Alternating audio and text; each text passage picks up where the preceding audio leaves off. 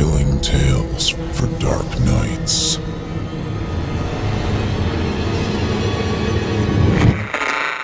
Want to make sure you never miss a Chilling Tales for Dark Nights video again? Be sure to subscribe and hit that bell to turn on notifications.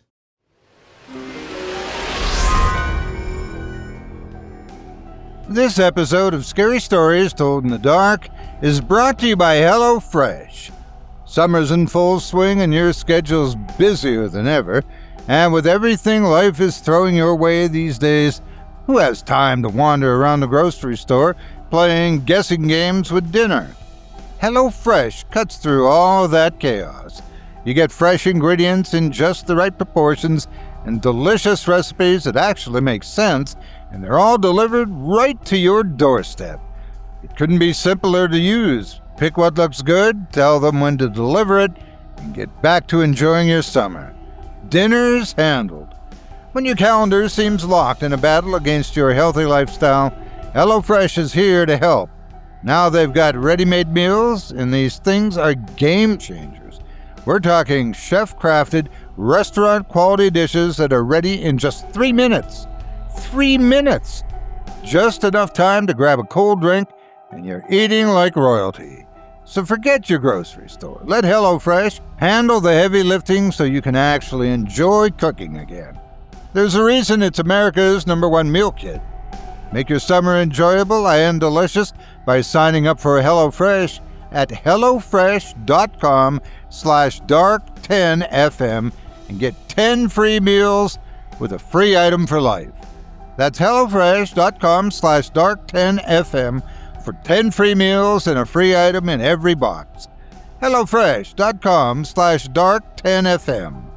1 per box with an active subscription. Free meals are applied as a discount on the first box. New subscribers only. Varies by plan.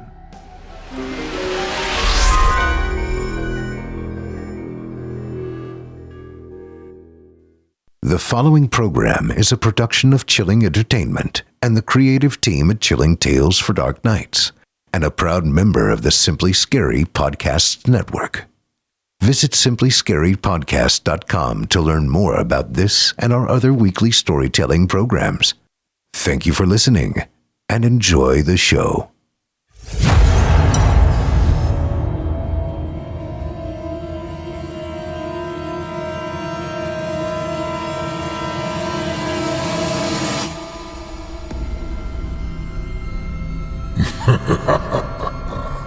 Good evening. I'm storyteller Otis Jiry, and I ain't your grandfather. From where I'm from, we don't do bedtime stories. And if that's what you were expecting, you're in the wrong place. If it's terrifying tales you're after, well then, I've got just the thing. Get comfortable, settle in, turn off the lights, if you dare. Your night is about to get a whole lot darker. Who needs sleep anyway?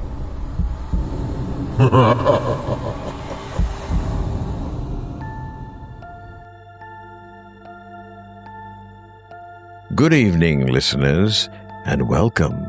You've wandered into Scary Stories Told in the Dark, where nightmares aren't just imagined, they're invited. I'm Malcolm Blackwood, and tonight, Otis, Jiry, and I are your humble guides through a series of stories that explore the steep price of survival, devotion, and consequence. Some say sacrifice is noble. Others say it's inevitable. Tonight's tales will have you asking what you'd give up to get what you want, and whether what you get might not want to give you up in return. Whether it's a deal made in grief, a tunnel that twists more than just time, or a farm where the harvest includes family, we're cracking open 5 tales tonight that each test the limits of loyalty and fear. So dim the lights, pour yourself something warm, and prepare yourself. Because these aren't stories meant to comfort. These are stories meant to stick with you. Before we open tonight's first tale, we've got an offer that won't cost blood. Just a few bucks a month. Join our patrons area for ad-free episodes, early access, and exclusive bonus content you won't find anywhere else.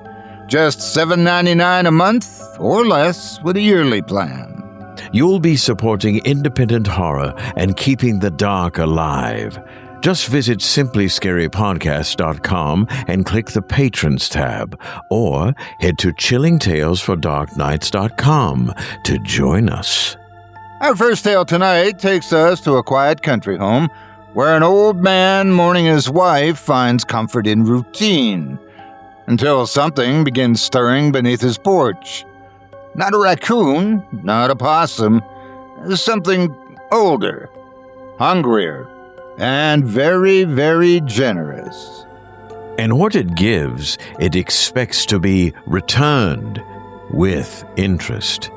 Because if you've ever thought about bargaining with fate, just remember you might not like what's on the other side of the deal. From author J.T. Hensley, I give you The Offering, as performed by yours truly, Otis Jiry.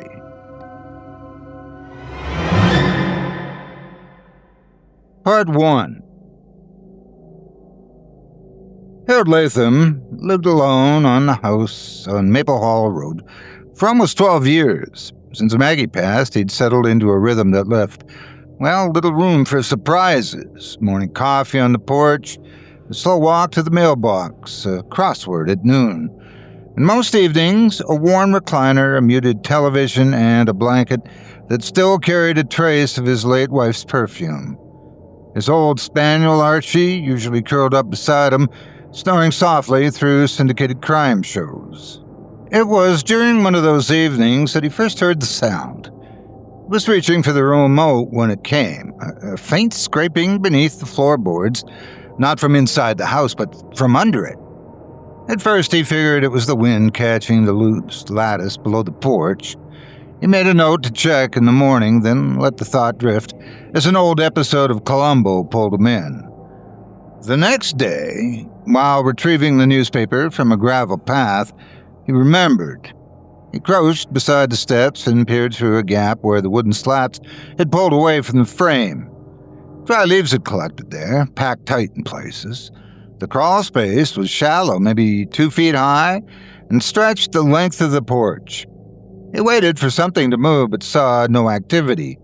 No fur, no glint of eyes. Still, he decided to toss in whatever remained of the previous night's meatloaf, mostly to shut up the raccoons that skulked about after dusk. It landed with a soft thump in the dirt and rolled out of view. That afternoon, while rummaging through his desk drawer for a working pen, Harold found a watch he assumed had vanished years ago. Not just any old watch, his father's old timepiece, the one with the cracked crystal and the faint engraving on the back.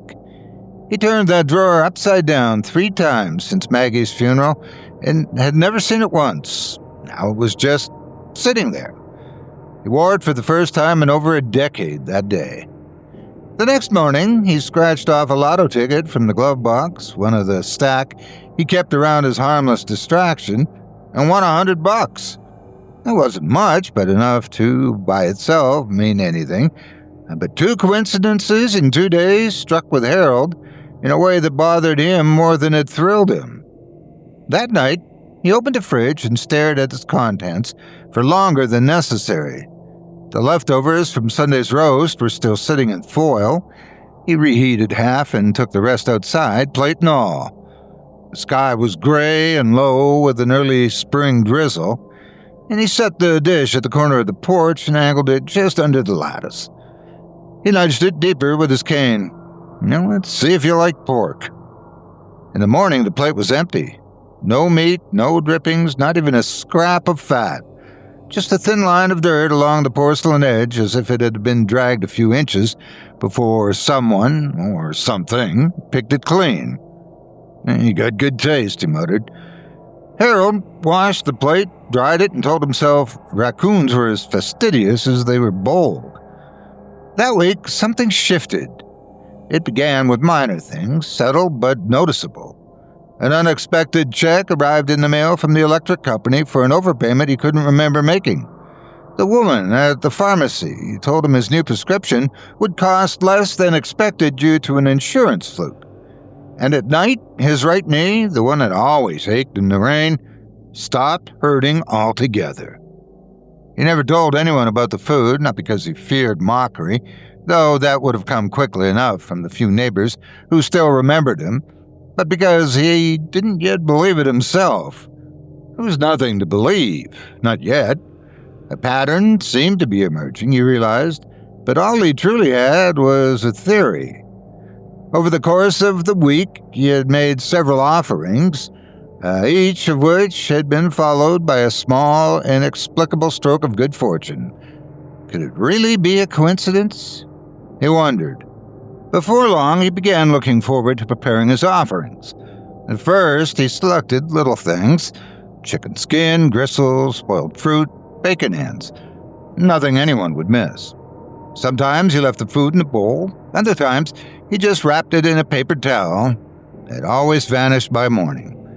The scratching sounds returned too, sometimes at night when the house was quiet, and other times in the early morning just before dawn.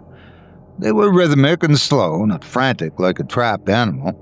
It was as though something were pacing beneath the porch or pulling itself along the underside, always just out of sight.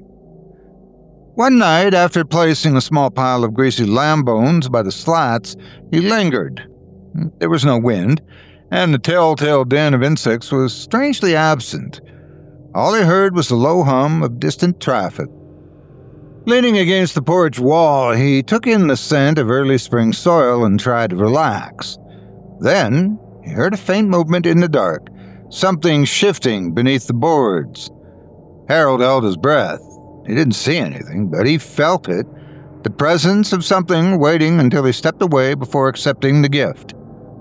Later, as he lay in bed, listening to the creaks of the old farmhouse, he remembered something Maggie once said, which she used to whisper when he was struggling.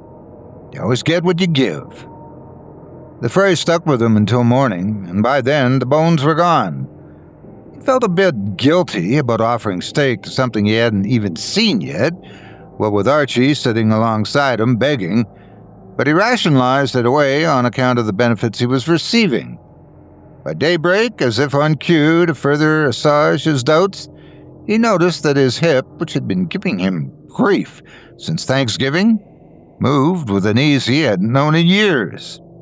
He didn't tell anyone, but that night, to show his appreciation to the creature beneath the porch, he offered sirloin. Part 2.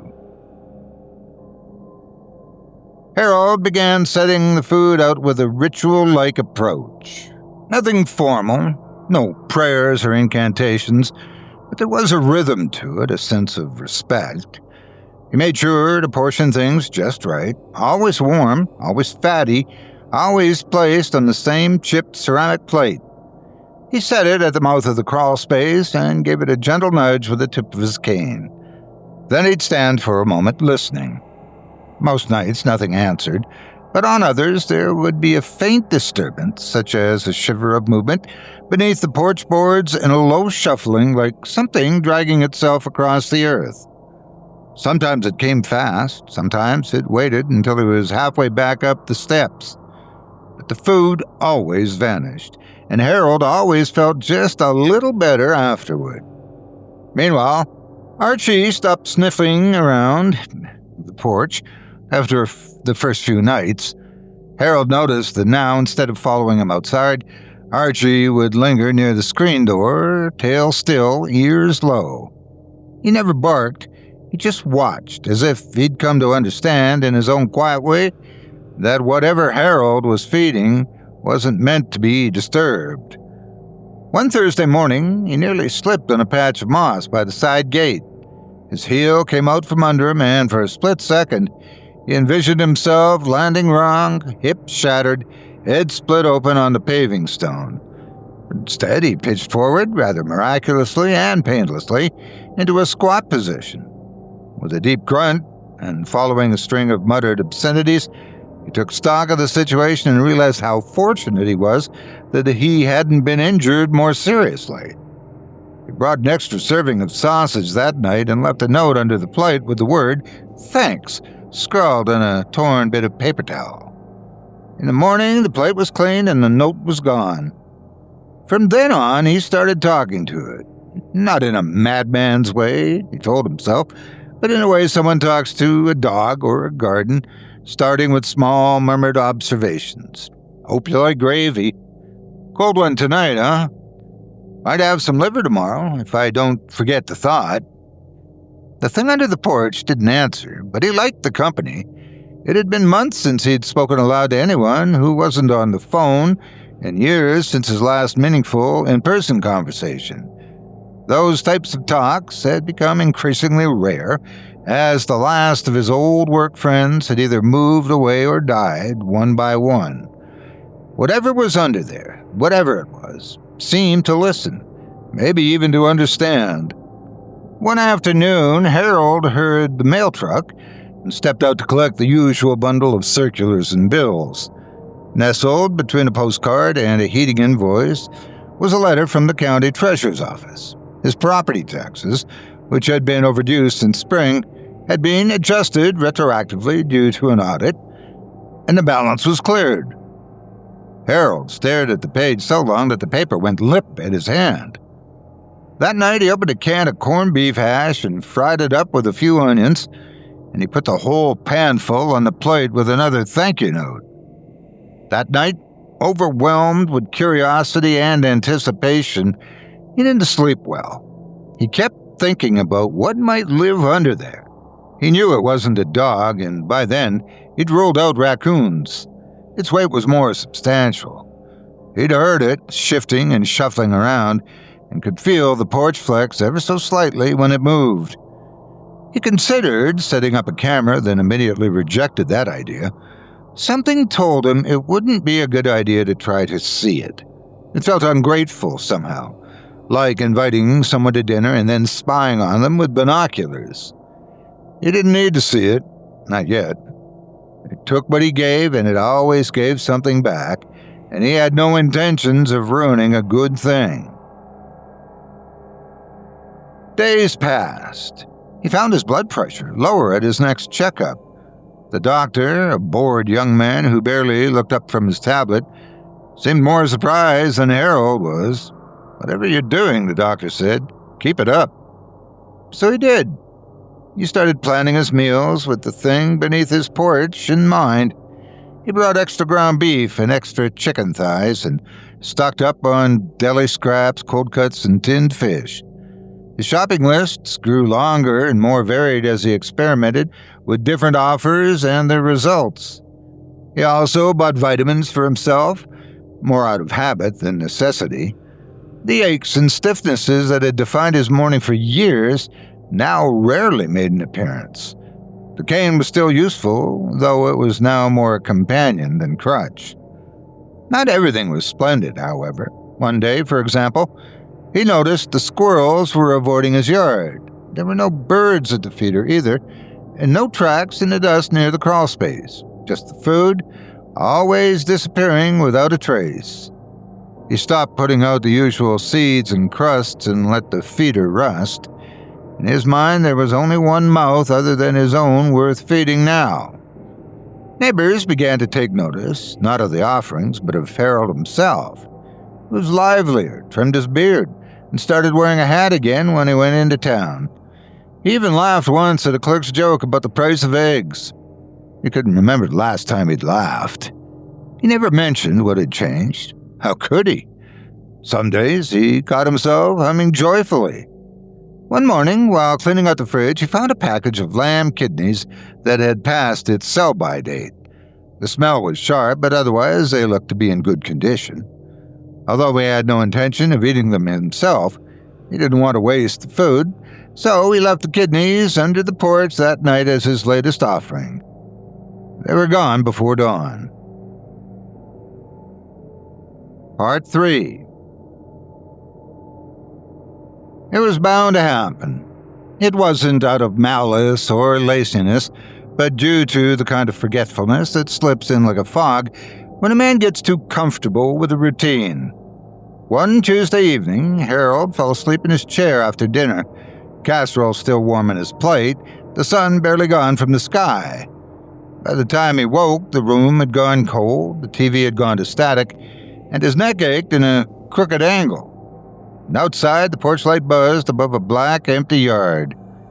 He shuffled to the kitchen to wash the dishes and nearly opened the fridge before stopping cold. The food. He'd meant to leave a drumstick and a half-baked yam as an offering that night, and he even wrapped it in a foil, but the parcel still sat on the counter untouched. Harold glanced at the clock. It was 12:47 a.m. It was too late.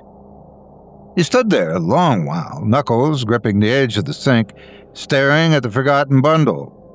Something crawled at the edge of his thoughts, something old and superstitious. He told himself it was nonsense, and actively questioned what difference it would make. Still, he slept poorly that night.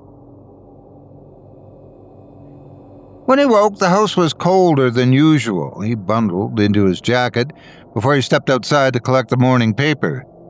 The stairs were slick from frost formed overnight.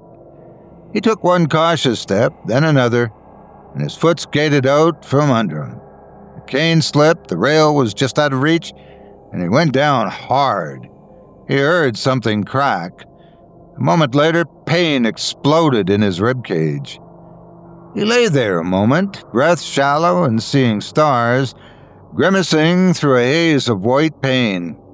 Eventually, he crawled to his feet and hobbled back inside, gasping as he leaned against the table. Archie trailed him anxiously through the house, his toenails tapping behind him on the linoleum. The dog paced while Harold cleaned the blood from his elbow, then sat by the back door with his ears pinned flat and his eyes fixed on the porch. The doctor at urgent care said he was lucky. He escaped the ordeal with just one cracked rib. Nothing had been broken and he had no internal bleeding. But Harold knew better. Luck had nothing to do with it. He failed to make an offering, and he knew, beyond a shadow of a doubt, that this was his punishment. He sat on the porch that afternoon, bandaged and sore, staring at the spot beneath the lattice where he always set the plate. Then, slowly and deliberately, he went inside and made a roast beef sandwich with Swiss cheese and mustard, toasted just enough to bring out the smell. He wrapped it in wax paper and limped back outside, each breath bringing with it a stabbing sensation, and apologized. "Sorry," he said aloud as he knelt stiffly. "It won't happen again." Reverently, he set the sandwich between the porch. In the morning, it was gone. That same day, the furnace, which had coughed and wheezed through the last 2 winters, kicked on like new. Gone was the lag in the now familiar metallic shriek, replaced by a deep hum and consistent heat. Despite himself, Harold grinned. Later, he received a voicemail from a man he didn't know at a township office, informing him that a paperwork error had resulted in a refund on an old zoning check, and a check was on its way. Harold stood in his front room, hand pressed to the aching bruise on his side, and stared out through the frost-lined window, shaking his head in disbelief. That night he waited again on the porch, not to leave food, but to listen. The wind had died, and the night was still. The moon was hidden beneath clouds that seemed as if they had moved in hours. And then he heard it, a wet, muffled purring sound coming from directly beneath his feet. Harold swallowed and sat down slowly in the porch rocker as the boards beneath him vibrated ever so slightly, gripping his arms until his knuckles went white. He didn't dare move. After a while, the sound stopped. The next day, he found an envelope without postage or return address in his mailbox. It hadn't been there an hour earlier. Inside was a crumpled photograph depicting him during his younger years at a local apple festival with Maggie at his side. In the image, she had her arms wrapped around his waist, and he was smiling in a way he hadn't in years. He didn't remember anyone ever taking it. There was no note or explanation. He stared at the image for a long time at the kitchen sink, the photo trembling slightly in his hand. It wasn't a gift. It was a reminder. The thing under the porch didn't just know where he lived and what he offered. It knew him, what he loved, what he missed. And now it wanted him to understand something. What was given could just as easily be taken. The photo was a dramatic way of making that clear. He folded the photo in half, then again, pressing the creases sharply, slid it into a drawer beside his checkbook, locking it without a word. From that day forward, Harold never forgot to feed the thing under his porch.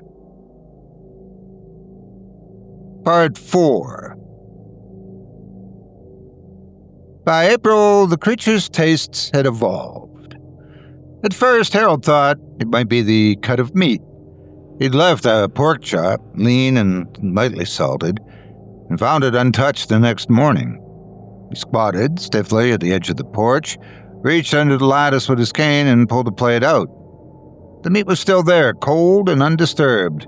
A few flies hovered nearby, bold enough now to return. He blinked at the untouched offering, unsure whether to feel insulted or afraid. That evening, he tried again, offering up a helping of freshly sautéed chicken livers, glistening with pan drippings. He laid them on the plate and, as always, knelt and slid it under the porch, this time whispering, "Something special tonight." By dawn, it was still there, not only untouched, but nudged forward as if pushed back to him, rejected. Harold didn't eat that morning. Instead, he sat at his rocker long after the sun crested the trees, replaying every detail of the last week. He hadn't missed a night or changed the routine. He hadn't disrespected the thing, as far as he could tell. So why wasn't it eating? Even Archie seemed unsettled. The spaniel had taken to sleeping at the foot of the stairs instead of in Harold's room, and he'd growl when the porch creaked at night.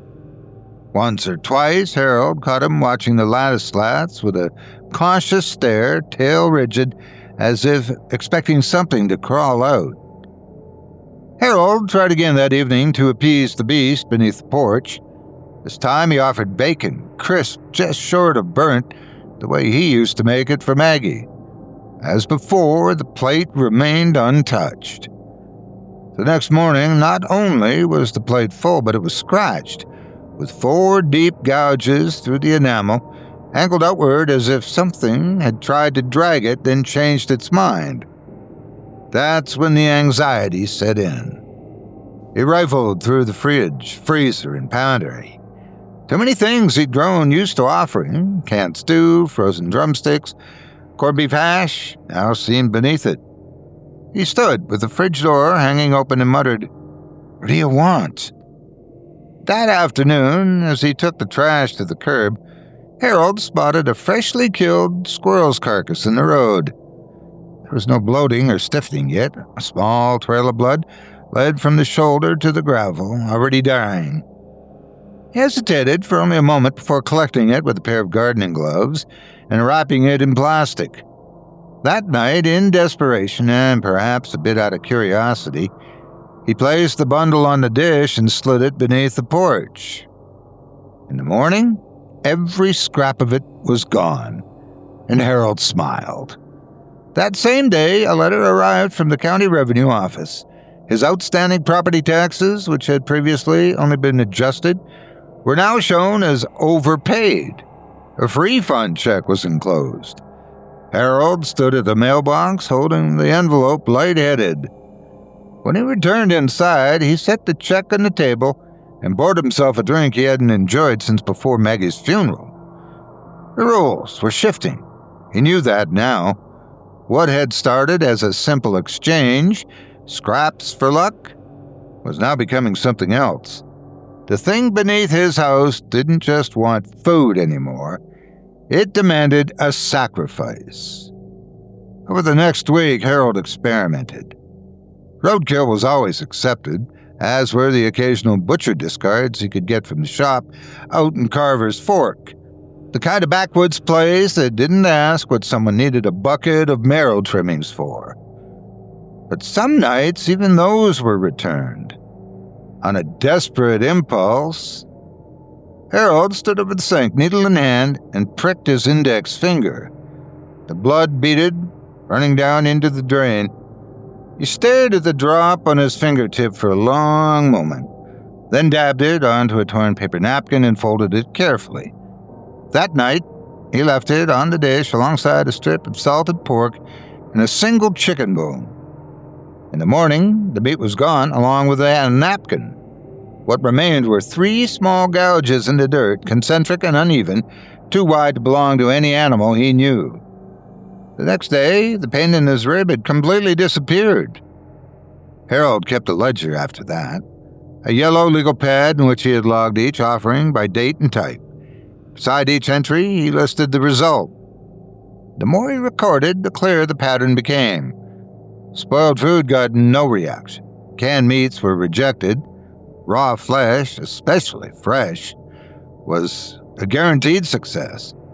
Offal worked best. Carrion, when unspoiled, was preferred for whatever reason. And whenever he added something personal, an old photograph, a clipped strand of hair, a sliver of fingernail, the results were amplified. He tried not to dwell on what that meant. Instead, he made daily trips to rural roads, driving slowly with his hazard on, scanning the shoulders for anything still warm. Sometimes he found a possum, sometimes birds. Once he discovered the remains of a red fox. That night, he left it whole, curled like it was sleeping just beneath the porch.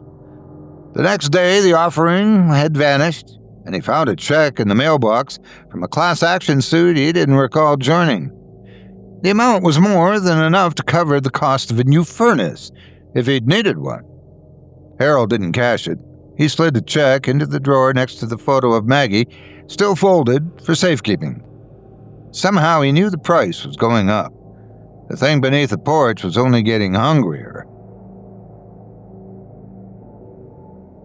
Part 5. A storm rolled in without warning, thick, low clouds pressing over the fields, lightning stitching across the horizon in angry bursts. Harold didn't sleep when the thunder started. He sat at the kitchen table with the ledger open and his hands folded in front of him like a priest awaiting confession. He had nothing left in the house, no meat, no scraps, not even canned tuna. The squirrel he'd set aside earlier that week had already been used, and the butcher in Carver's Fork had closed up early on account of the weather. He'd called and left a message, but got no reply. By the time the rain started slashing sideways against the windows, he knew he missed his chance. He watched the storm from the porch, though he didn't sit down. The dish sat empty by the lattice slats, waiting. His apology was already rehearsed. "I'll make it up to you," he murmured, barely audible beneath the wind. "Tomorrow, first thing." There was no reply, but something shifted beneath the floorboards. He went inside and locked every door. The next morning, the dish hadn't moved. Harold waited for the letter carrier, hoping for a check, a form, anything to reassure him that the matter had been forgiven, but no mail came. The power flickered twice before noon and finally went out by late afternoon. The backup generator refused to turn over. By evening, the storm had passed, but the house felt more frigid than it should have, colder than it ever had since winter broke. He called for Archie out of habit and got no response. He checked the back steps, the barn, even whistled down the lane. But there were no paw prints in the mud other than his own, tracking deeper each time. The food plate was still empty. Harold shuddered. No offering, he realized, meant no gift. But something would be taken, and he was afraid he already knew what that would be. He found Archie's collar lying beside the porch. The tag was still attached, faintly scratched and warm to the touch, as if it had only just been dropped. The leather reeked of damp fur and something metallic and bitter. Harold didn't cry, not right away. He just sat on the steps and stared into the gap behind the lattice. the dish beside him. The yard was silent, the lack of birds conspicuous. The grass held no footprints but his own. It was then that he decided he needed answers before things got any worse. He reached for his cane and stood, determined to make sense of it all. Crawling under the porch wasn't easy. He had to lie flat and drag himself forward, elbow to elbow, shoulders scraping against dry joists that smell of rot and earth. The light from his old maglite trembled with every movement, casting long streaks that bent at awkward angles between the support beams. The air was warm beneath the house, more so than it should have been, like a furnace had been running without ventilation, and it smelled faintly of iron. He pushed deeper, past the posts, past the bulkhead stones, where spiders nested. The crawl space wasn't supposed to go this far, he realized, and yet it did. The ground dipped just beyond the midline of the porch, sloping into a shallow depression Harold didn't remember being there. The dirt had been scraped into a basin, and at its center, a hollow remained. And inside that hollow, he froze. It was a man. Or rather, it had been. At first, Harold thought he was looking at a statue, or a misshapen wax figure laid carefully into the earth.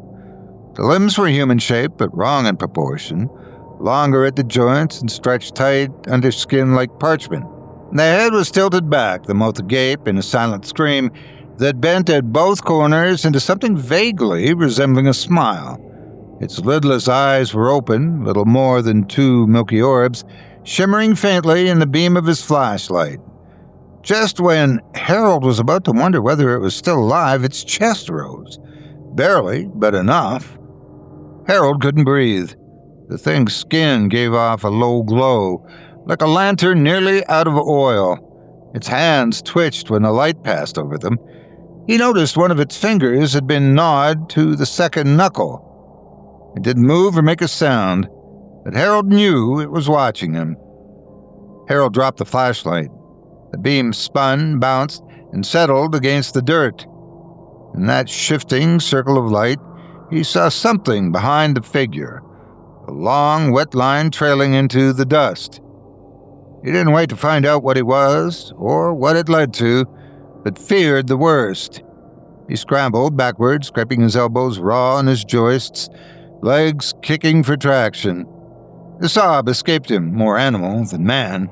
His hip caught on a root, and he flailed and twisted for a moment before finally dragging himself out from under the porch with a groan. Back out in the open, the sky was clear and the world was bright again, but inside, Harold felt the terms of his arrangement with the creature had changed, but not for the better. For a moment, he knelt there in the grass, trembling. Then he crawled to the kitchen and found what little he had left in the freezer, a package of beef marrow, a frozen fish fillet, and an old cut of ham. He didn't cook or season them. He just piled them on the plate and pushed it beneath the porch. Then he sat and waited, not for a reward, but for forgiveness. Part 6. Harold fed it every night after that. There were no more missed offerings, experiments, or questions. He no longer kept track of what he gave. He didn't look for patterns or play with the idea of balance. He fed it what it seemed to want, nothing more, and in return, it let him live, but only just. The good luck kept coming in subtle ways. His bank called to inform him that 3 overdrawn checks from years ago had never actually posted. The loudmouth neighbor he'd long resented moved away suddenly. Even his doctor, confused but optimistic, told him that a previously unidentified mass on his kidney had simply vanished between scans. But Harold saw no cause for celebration. Now, he just felt obligated, under penalty of punishment or worse, to satisfy the beast's increasingly grotesque cravings. His body began to fail in stranger ways. He dropped weight despite eating more. His hands trembled when he wasn't thinking about them. His eyes developed a pink rim around the edges that no drop or salve could relieve. He stopped shaving and no longer bathed regularly. The bathroom mirror fogged over even when the water ran cold. And most of all, he missed Archie's companionship. He loved the spaniel, but hadn't realized how much the dog truly meant to him until he was gone. Worse yet, the floorboards sometimes creaked when he was sitting perfectly still, or ahead of him in the hall while he was walking, as if whatever was below him was tracking his movements and anticipating his next steps. This continued unabated for days, until at last Harold thought he might go mad. It wasn't long after that when the neighbors started commenting. Mrs. Randall from 2 doors down left a note on his front stoop. "Harold, please call me. I'm worried about you." He didn't. Instead, he fed the creature 2 rabbit carcasses that night, hoping to stay in its good graces one more day. It wasn't enough, apparently. The next morning, Mrs. Randall's cat went missing, as was her note. Soon thereafter, she stopped trying to reach him altogether. Harold started keeping the curtains drawn. He let the grass grow long and stopped picking up the phone. The doorbell rang twice in early June, once his niece, once a pair of church volunteers, but he ignored both. He couldn't explain what was happening without sounding insane, and he didn't want anyone else involved as much for their safety as his own. But people came anyway. One Friday afternoon, his niece, Leela, showed up uninvited. She was a sharp-eyed woman in her 40s with a reputation for trying to make decisions for people who didn't ask for help. Harold opened the door half an inch and told her he was busy. She told him she didn't give a damn. Inside, she wrinkled her nose almost immediately. "It smells like something died in here," she said, and began opening windows. "When's the last time you changed your clothes?" "I've been busy," Harold muttered, retreating toward the kitchen. "Got a schedule." She trailed behind him, flinching as she stepped over a bag of bird feed he'd left in the hall. "Busy with what exactly? You're not answering the phone. You're not coming to the store. What the hell? What's going on?" Harold said nothing. She followed him out to the porch, where he sat with a plate of his latest offerings in his lap, raw meat already beginning to sweat in the evening heat. "What's that for?" she asked. He didn't answer. Her eyes followed his gaze to the gap in the lattice, and she crouched beside the steps. "Is that what smells so bad? Jesus, what's under there? A raccoon? What the hell, are you?" The porch trembled. Something beneath it had moved, seemingly in response to the conversation. He was listening. Harold shuddered at the thought, and his eyes went wide. "Go home, Leela," he said grimly. "Right now." She rose. "Not until you tell me what the hell's going on. You need help." "I said go," he shouted. She stepped backward off the porch, stunned by the sudden shift in his tone. "You're scaring me, Uncle Hal," she said. "You should be scared," he said. "You don't understand what you're risking just being here." She stood there a moment longer, eyes narrowed, then shook her head and stormed off to her car. The next morning she called from the hospital. A deer had run in front of her car on the way home. She swerved, clipped a tree, and fractured her wrist. Luckily, it wasn't anything worse, just a few stitches and a lot of bruising, but she was shaken all the same. Harold made an excuse to end the call early and hung his head in shame. That night he offered the largest cut he could find, a fresh cow tongue, and something more, a torn piece of shirt, stained from the scrape he'd taken beneath the porch weeks earlier. In the morning, his grass had grown a full inch overnight, and a gopher infestation that had plagued his backyard for 3 years was gone. He checked his voicemail to discover a message from his niece with good news. "They say I'm healing faster than expected. I'll be out in 2 days. Weird, huh?" He just shook his head incredulously. He never called back. By the end of June, Harold looked 10 years older than he had in March. Lines in his face were deeper, and he wore gloves even in the heat, partly to hide the way his fingernails had gone thick and yellow, and partly to keep himself from scratching the sudden rash blooming across his wrists. He stopped going into town entirely. The only light that stayed on in the house was the one over the kitchen sink. He slept in the recliner now, wrapped in blankets, waking at the same hour every night to listen for the shuffling beneath the porch. He fed the beast with unblinking obedience. Anything it wanted, he found, even if it meant driving an hour to a bait shop in another county, or calling in favors from old hunting contacts who thought he'd lost his mind. Sometimes he thought he very well might have. But at least he hadn't lost anything else. Not yet, anyway. Part 7. The smell was the final straw. It had begun subtly with an acrid sweetness in the grass by the porch and a coppery tang in the air after rain. But by midsummer it had ripened into something unmistakable, the thick, oily scent of meat left out too long, or of rot barely masked by dry earth.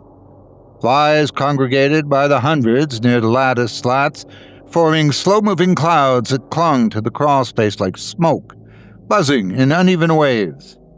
As for Harold, he could still walk, but his gait had become more of a shuffle.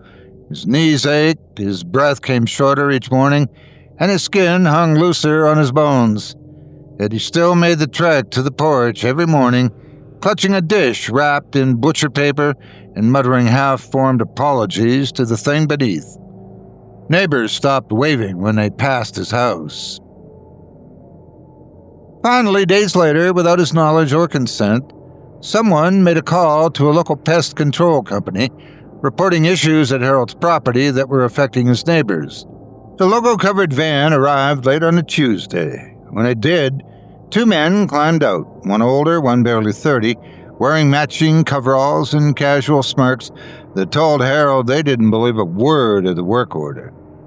"You Latham?" the older one asked. Harold nodded slowly. "That's me.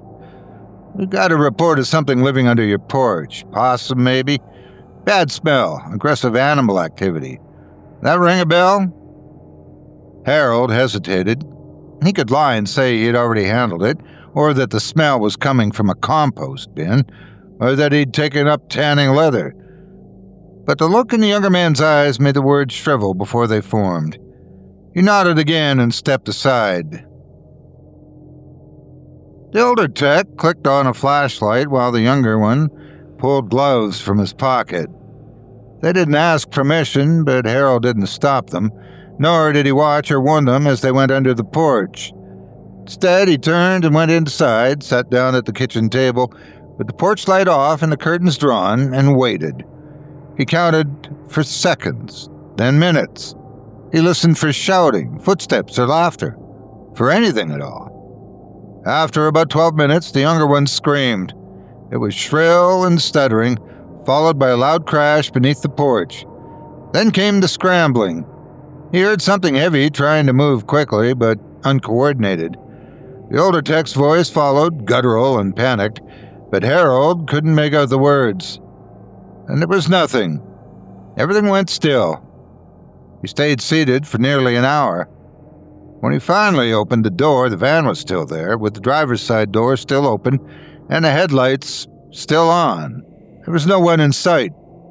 He waited until the batteries died. The police came the next day after the van had been reported abandoned.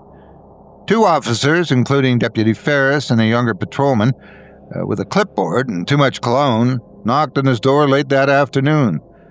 Ferris spoke with the tone of someone trying to sound friendly while watching for sudden movements. "Mr. Latham, we've got a bit of a situation. A couple of workers came out to your place Tuesday and they haven't been seen since." Harold rubbed his hands together. They felt numb. "That right?" he asked. The young one spoke up. "Their van's out front. No sign of them inside or around the property. It's pretty unusual, wouldn't you say?" Harold looked past them at the porch. "I didn't see where they went," he said. "They showed up, said they'd check it out, and that was that." "You let them under the porch?" He didn't answer. Ferris nodded toward the crawl space. "Mind if we take a look?" Harold didn't protest. The radio static started less than a minute after the deputy dropped to his hands and knees. Harold heard it through the open squad car window. It was just fuzz at first, then harsh popping sounds, followed by abject silence. Moments later, the young officer went after him. Beneath the porch, opposite the officer, Harold heard something shifting its weight. 10 minutes passed, and finally, Deputy Ferris came out alone. He was pale and sweating profusely, his eyes red around the rims and bloodshot. He said nothing and sat on the lawn, rocking slightly, until the medics arrived. The younger one never came out.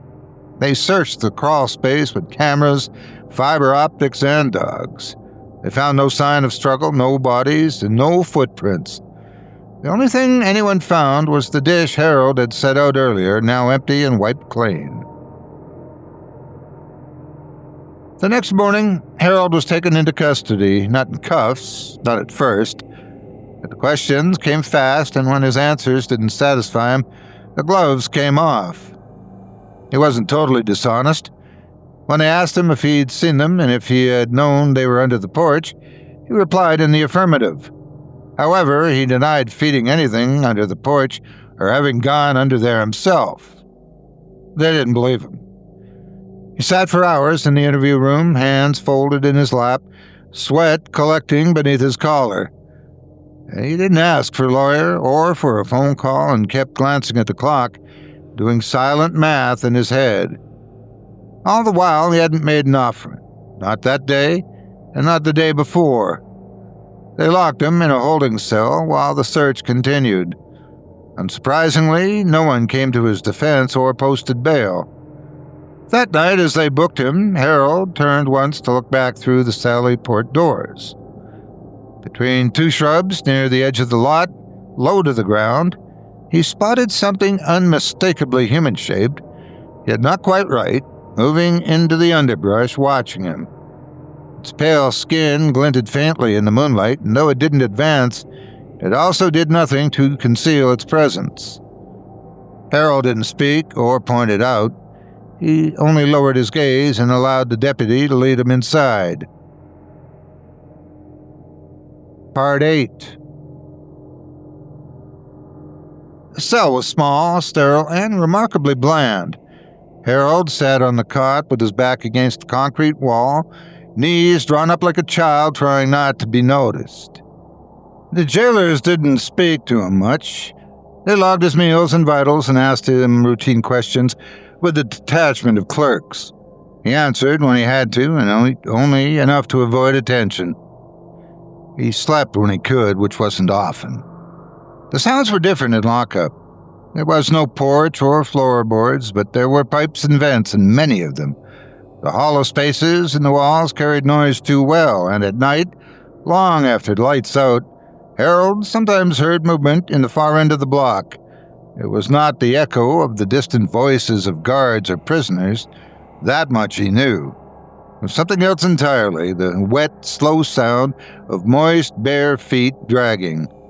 The first time he heard it, he sat bolt upright and pressed himself to the back wall until it stopped.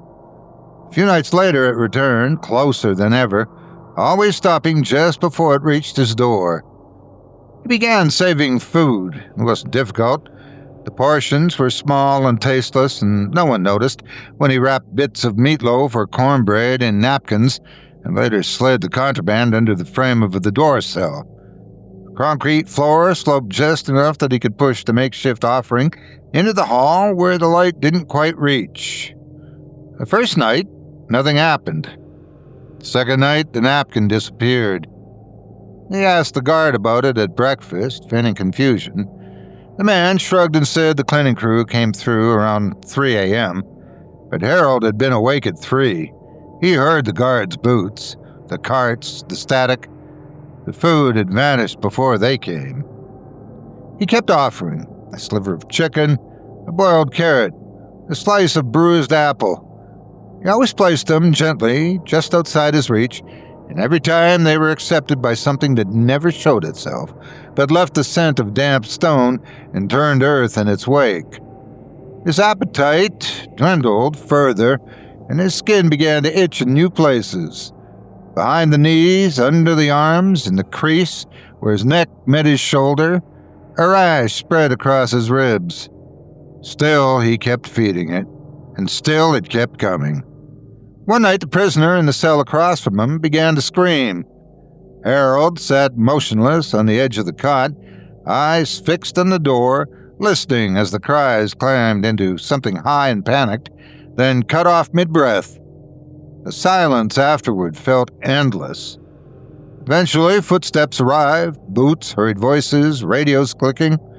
Keys turned, doors slammed. The air smelt faintly of blood and bleach. The next morning, the man was gone. No one explained why. The other prisoners didn't talk about it. The guards, however, began moving more slowly. Harold offered his entire tray that night. It disappeared within minutes. 2 nights later, his cell door clicked open. When he peeked outside, he saw that no one was there. The latch had simply slid free, or so it seemed. Harold sat back down on his cot, his hands resting palm up in his lap, and stared at the cell's handle. The incident triggered no alarms or calls to lockdown. No buzzing came from the control room window. Again, he stepped forward, this time more cautiously, and reached for the door. He stopped briefly. Beyond the bars, the hallway was dimly lit and quiet still, but there were tracks, faint smears of something dark leading from the center of the floor to just outside his cell. He knelt and touched the edge of one. It was dry and thick. His stomach turned. He gathered the remaining crust of bread from his mattress and laid it just inside the doorway. Then he sat back on his cot and waited. It was gone by morning. By then, the lock had re-engaged. No one mentioned it, not the guard with the clipboard, the medic who checked his weight and frowned, or the new prisoner who moved into the cell across the hall the next day. Only Harold understood. It had followed him. Even behind steel and concrete, the deal still stood. Later that week, a guard with a clipboard came by with news. His arraignment had been delayed indefinitely. The public offender assigned to the case had gone missing on a hiking trip in a neighboring county. They were seeking alternate counsel. Harold only nodded. They asked if he wanted to make a call. He said no. That night he waited at the edge of his cot until lights out and crept to the door and laid his dinner roll outside the cell. Before it could settle, something took it. The sound of it made wet, soft, and eager. It haunted him for hours. He dreamed of a mouth that smiled too wide, of a porch collapsing under a weight no one could see. He woke with a headache and a dry, dusty taste lingering in his throat. Part 9. The morning shift guard found the empty tray first, clean and still warm. It sat just outside the bars of Harold's cell, angled as if placed deliberately. The guard frowned, checked his clipboard, and tapped twice in the bars. Latham. Harold didn't respond. He stepped back, glanced through the narrow window, and tried again. Harold? Still nothing. He keyed the latch and swung the cell door open. The bed was made, the cot sheet stretched tight, tucked at the corners, and the pillow was fluffed. There was nothing on the mattress. All trace of Harold's clothing, shoes, and personal effects was gone.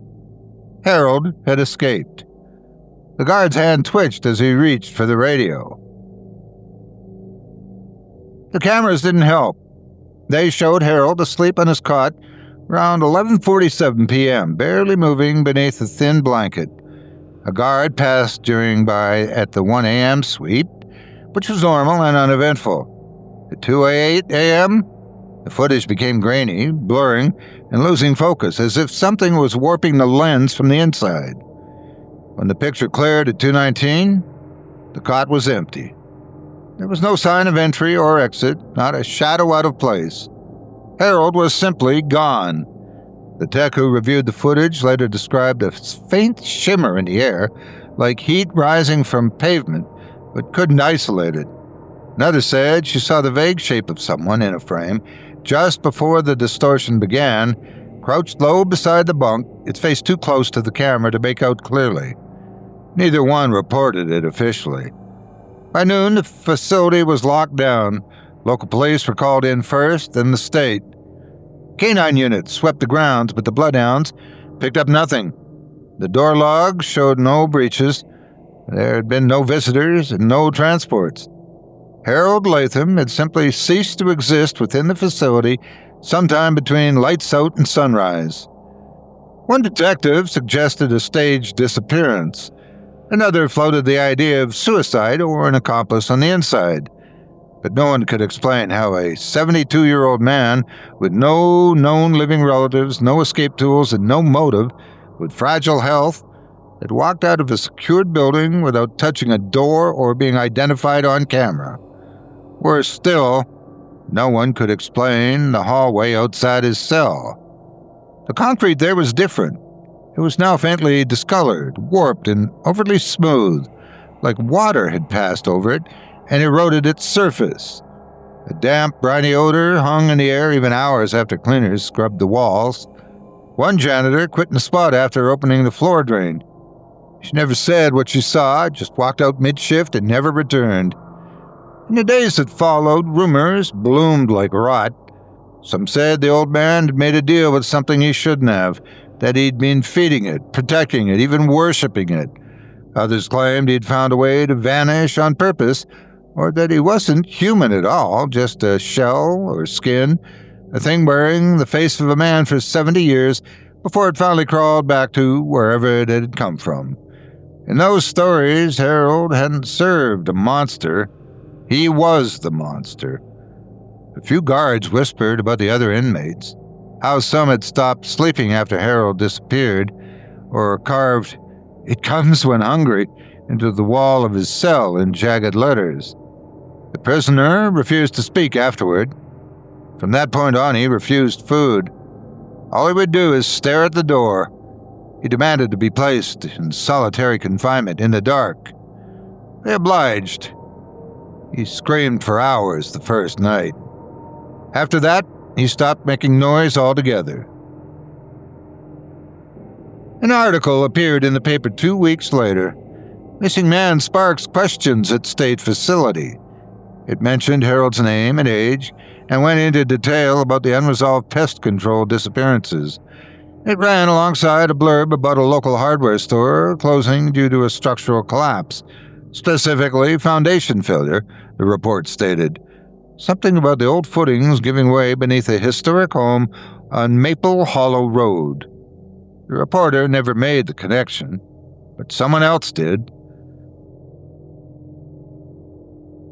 A retired building inspector saw the photo of the house, buckled and leaning, its corner beams split wide, and remembered filing a report there 5 years earlier.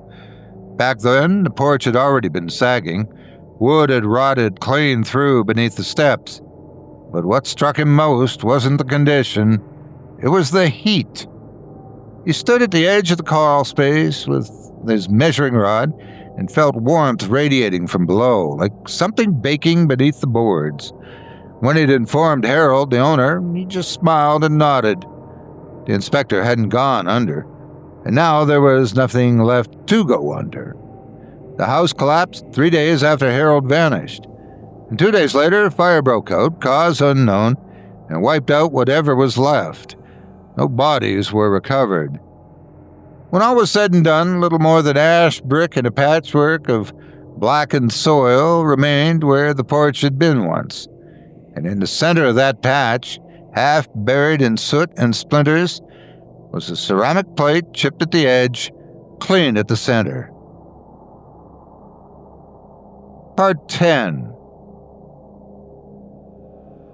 By autumn, the land on Maple Hollow Road had already changed hands. The lot was purchased by a developer who specialized in upscale modular homes, quick builds with wide porches and polished floor plans. A temporary sign had gone up in front of the property which read, "Future site of Clearview Estates." Beneath it, a smaller one added, "Phase 1 now breaking ground." Although no one openly admitted to being superstitious, locals avoided the area. When the excavator arrived, the operator sat in the cab for over an hour without starting the engine, saying his radio wouldn't stop picking up static. He claimed the dirt looked wrong. It was too soft, he said, too dark and too flat. No one quite knew what he meant at the time. They broke ground anyway. Concrete was poured, foundations were cured. By the end of October, the first frame had gone up. It was a single-story model with a wraparound porch, vinyl siding, and pre-hung gutters. The foreman, a man named Darrell Kinsey, lived in the neighboring county and drove in early each morning to check on the progress.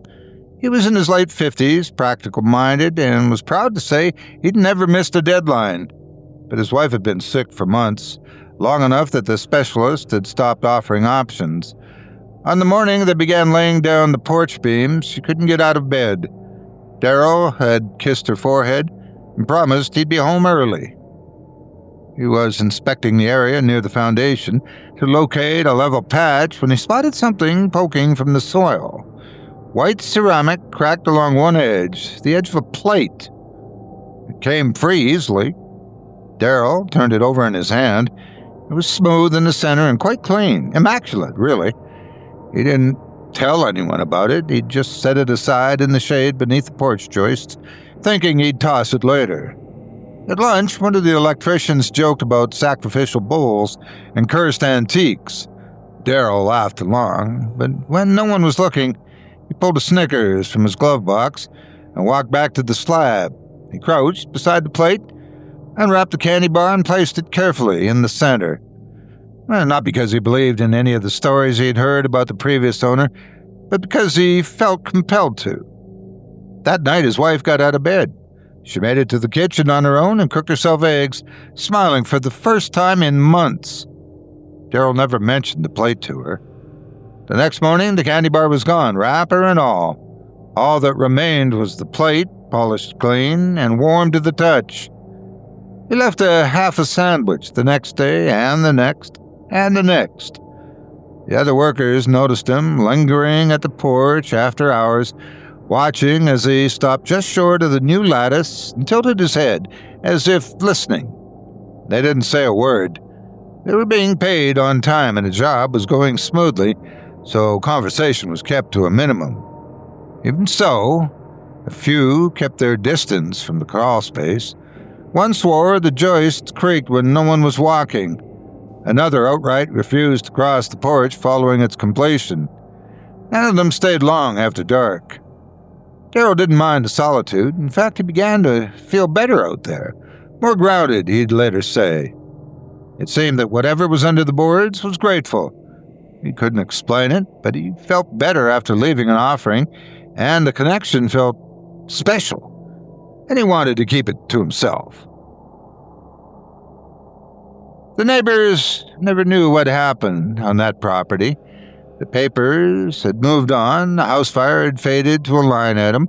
Harold Latham's name disappeared first from headlines, then from memory, as most people do. But the land remembered, and so did the thing beneath it. It waited, as it always had, for someone to feed it. The offering didn't have to be much, a scrap, a token, or a gesture of acknowledgement. That was enough, at least at first. Beneath the new porch, where the dirt hadn't fully settled and the insulation hadn't yet been stapled into place, something old and patient moved slowly, out of reach of prying eyes. It shifted its weight against the supports, opened something like eyes, and smiled, and waited for the next offering.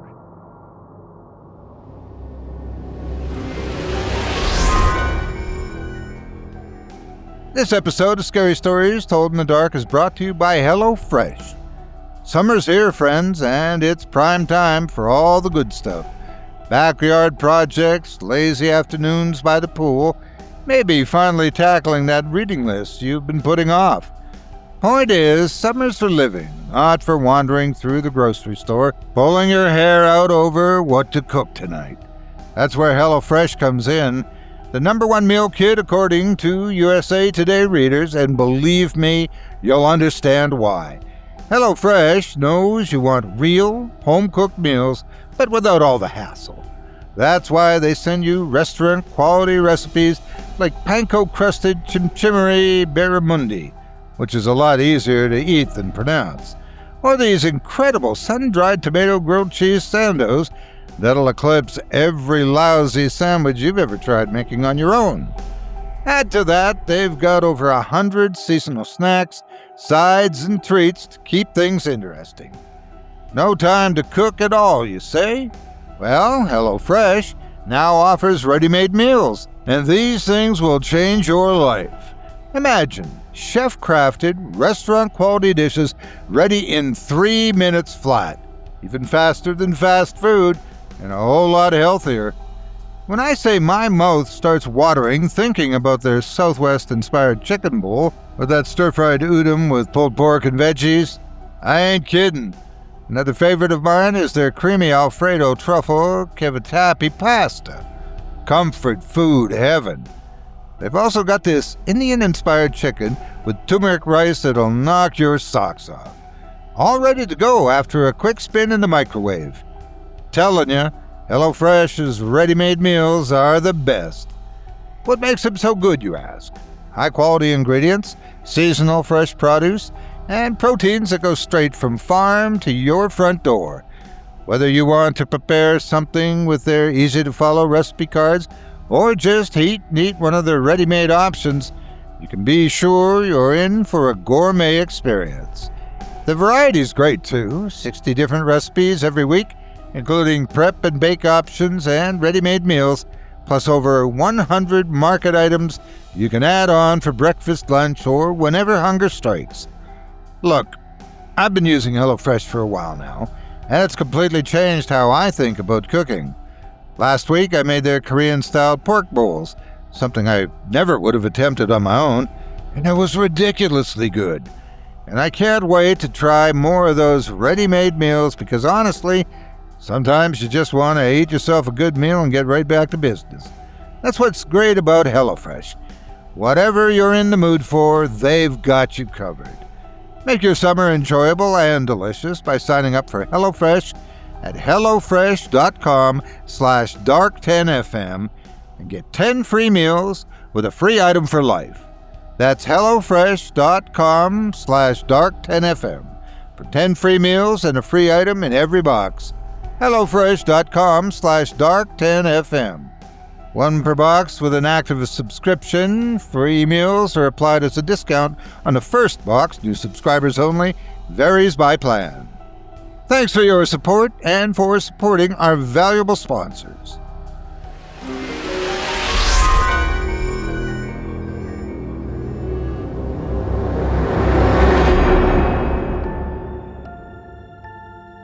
That was The Offering by J.T. Hensley, performed by Otis Jiry. Nothing like a reminder that free gifts sometimes come with hidden costs, especially when they crawl out of the dirt. You know, it's easy to say what you'd never do until the thing you miss most starts knocking. And all it wants is a little meatloaf. Or worse. Let's hope you're not on anything's menu tonight, because up next, our next story dives much deeper, literally.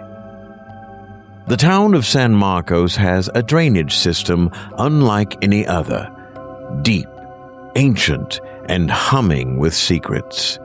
But when a maintenance crew enters the tunnels to deal with a routine backup, they find more than just clogs and runoff.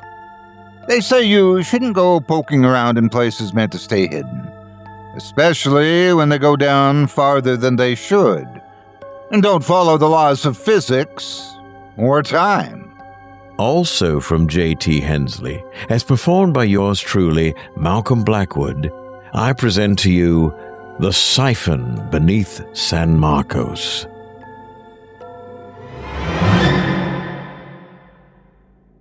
They sent us out just 3 days after the water started receding, while Aquarina Springs still smelled like algae and rot. You could see where the flood had chewed up the shoreline. Deposits of tangled grass and fish bones clung to the fencing that marked the perimeter of the Spring Lake Wetlands Boardwalk. Every few minutes, A silt plume would rise from the lake bottom, clouding the shallows and making the water appear bruised. The tourists were gone, the glass-bottom boats dry-docked and caked with mud. In their place was the soft, constant murmur of pumps, boots, and radios. Recovery mode. I had a waterproof field notebook, 3 dye tracer packets, and a list of 10 sites to sample from. The tracers were fluorescent, harmless to the environment, but easy to detect with the right sensors. The goal was to study how water was moving through the aquifer after the historic rainfall. Well, that's what I told myself. The goal was to measure, test, and map the area. But even then, I already knew something was wrong. Tony Santos was ahead of me, hauling the sensor rig over the rocks near the old headwaters.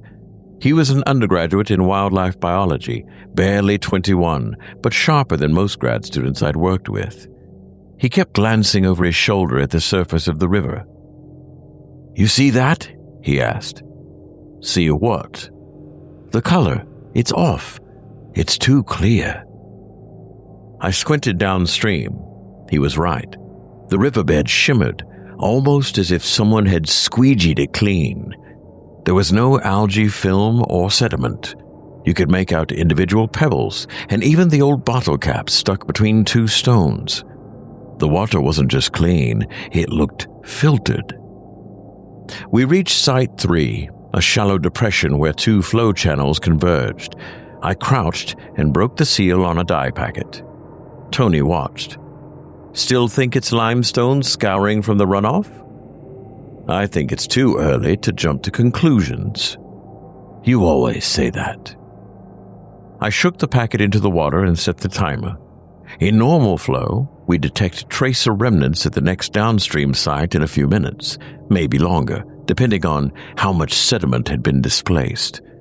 But 20 seconds passed, then 30, then 1 minute. Still, there was nothing. The UV reader picked up 0 parts per billion. Tony walked 20 feet downstream and scanned the river again. He gave me a look of curiosity and perhaps mild concern. "Try another one?" he called out. I opened a second tracer, double-checked the seal, and dropped it in. This time, I watched carefully. The green plume unfurled, rippling with the current. Then something happened. It didn't travel downstream. It curled inward, funneled into a shallow divot in the bedrock, and then vanished. I stood up. "There's a hole," I muttered. Tony was already sloshing back through the water, peering into the depression. "It's not even that deep," he said, "but it swallowed the whole signal." I pulled out the probe and swept it across the surface. Still nothing. It was as if the tracer had never existed. We both stared at the spot for a moment. Tony reached into the depression with a gloved hand and felt around. His expression shifted. "It's warm." "What?" "Here," he said, moving aside so I could feel it too. He was right. The bedrock surrounding the hole was cool, but the opening itself had a slight warmth, barely above ambient, yet noticeable, and it pulsed gently. I withdrew my hand. "Could be geothermal," I said, but I didn't believe it. The Edwards Aquifer wasn't known for heat vents, and this part of the channel had been mapped in full 2 years ago. There were no sinkholes or fractures there before. Tony stood and wiped his hands on his waders. Maybe it opened up during the flood. Maybe. We logged the site and proceeded to the next one, but I kept looking back. The flow rates weren't just higher than expected, they were being redirected, as if something underneath the aquifer had opened its mouth. Later that afternoon, I brought the sample back to the field lab inside the Freeman Aquatic Building. The university's power had only partially returned, so we were running on generator backup. The lights flickered as I processed the UV scans. We were still receiving 0 readings downstream, and the tracer had disappeared completely, with no signs of dilution or decay, not even residuals in the silt samples. Dr. Vargas came by just before dusk. His lab coat was still damp from fieldwork, and his left knee clicked when he leaned against the counter. He glanced at the printouts. "You test Spring Lake?" "Headwaters, Site 3 specifically." He tapped the chart. "That anomaly could be a false read. I ran it twice and got the same result." Vargas frowned. "Did you document flow rate?" "It was too fast to measure accurately. It pulled the entire tracer volume into a point sync." He was quiet for a beat longer than I liked. "Maybe a new fracture in the cast. Floods can open them." "I know," I replied, "but this one was warm." That got his attention. He looked up, something unreadable in his eyes. "Warm?" he repeated. I nodded. "And the flow's not dispersing, it's channeling." Vargas didn't respond. He just placed the data sheets on the counter and turned to leave. Before he walked out, he paused in the doorway. "Stick to protocol, Cedric, and don't go freelancing. No diving alone." It sounded like concern, but it felt like a warning. And it wasn't the first time he'd said something like that. Tony called me at 6:42 the next morning. "I think you should come down here," he said. "Spring Lake Boardwalk, east side." I was already half-dressed when the call came in. I hadn't slept well. I'd dreamed of dry limestone corridors with no walls, and of endless narrow passageways that bled light from somewhere above, like the sun was caught in a funnel. I didn't mention the dream, and told him I'd be there in 20. The east end of the boardwalk was still roped off with caution tape from the flood. Tony stood just beyond it, perched awkwardly on a collapsed plank, waving me down to where the lake's shallows met the tangled reeds. I stepped over warped fencing and made my way toward him. "You didn't touch anything, right?" I asked. "No," he said, "but you need to see it." The water was knee-deep, opaque with silt, but even then I could already make out something white and coiled beneath the surface. He reached in slowly and carefully lifted it. The thing that surfaced looked like a freshwater turtle, but its body was contorted unnaturally. Its limbs pulled tight to its shell, its neck twisted back in a spiral, and its eyes were missing. There were 3 others nearby, similarly bent. The carapaces cracked or misshapen. A dead gar floated behind them, bent into a crescent with its spine kinked upward like a bowstring. "They weren't like this yesterday," Tony said. "I walked this whole area. They weren't here." "You sure they weren't carried in with the current?" Tony shook his head. "It's too shallow, and they're too intact." I pulled out my phone and started snapping photos.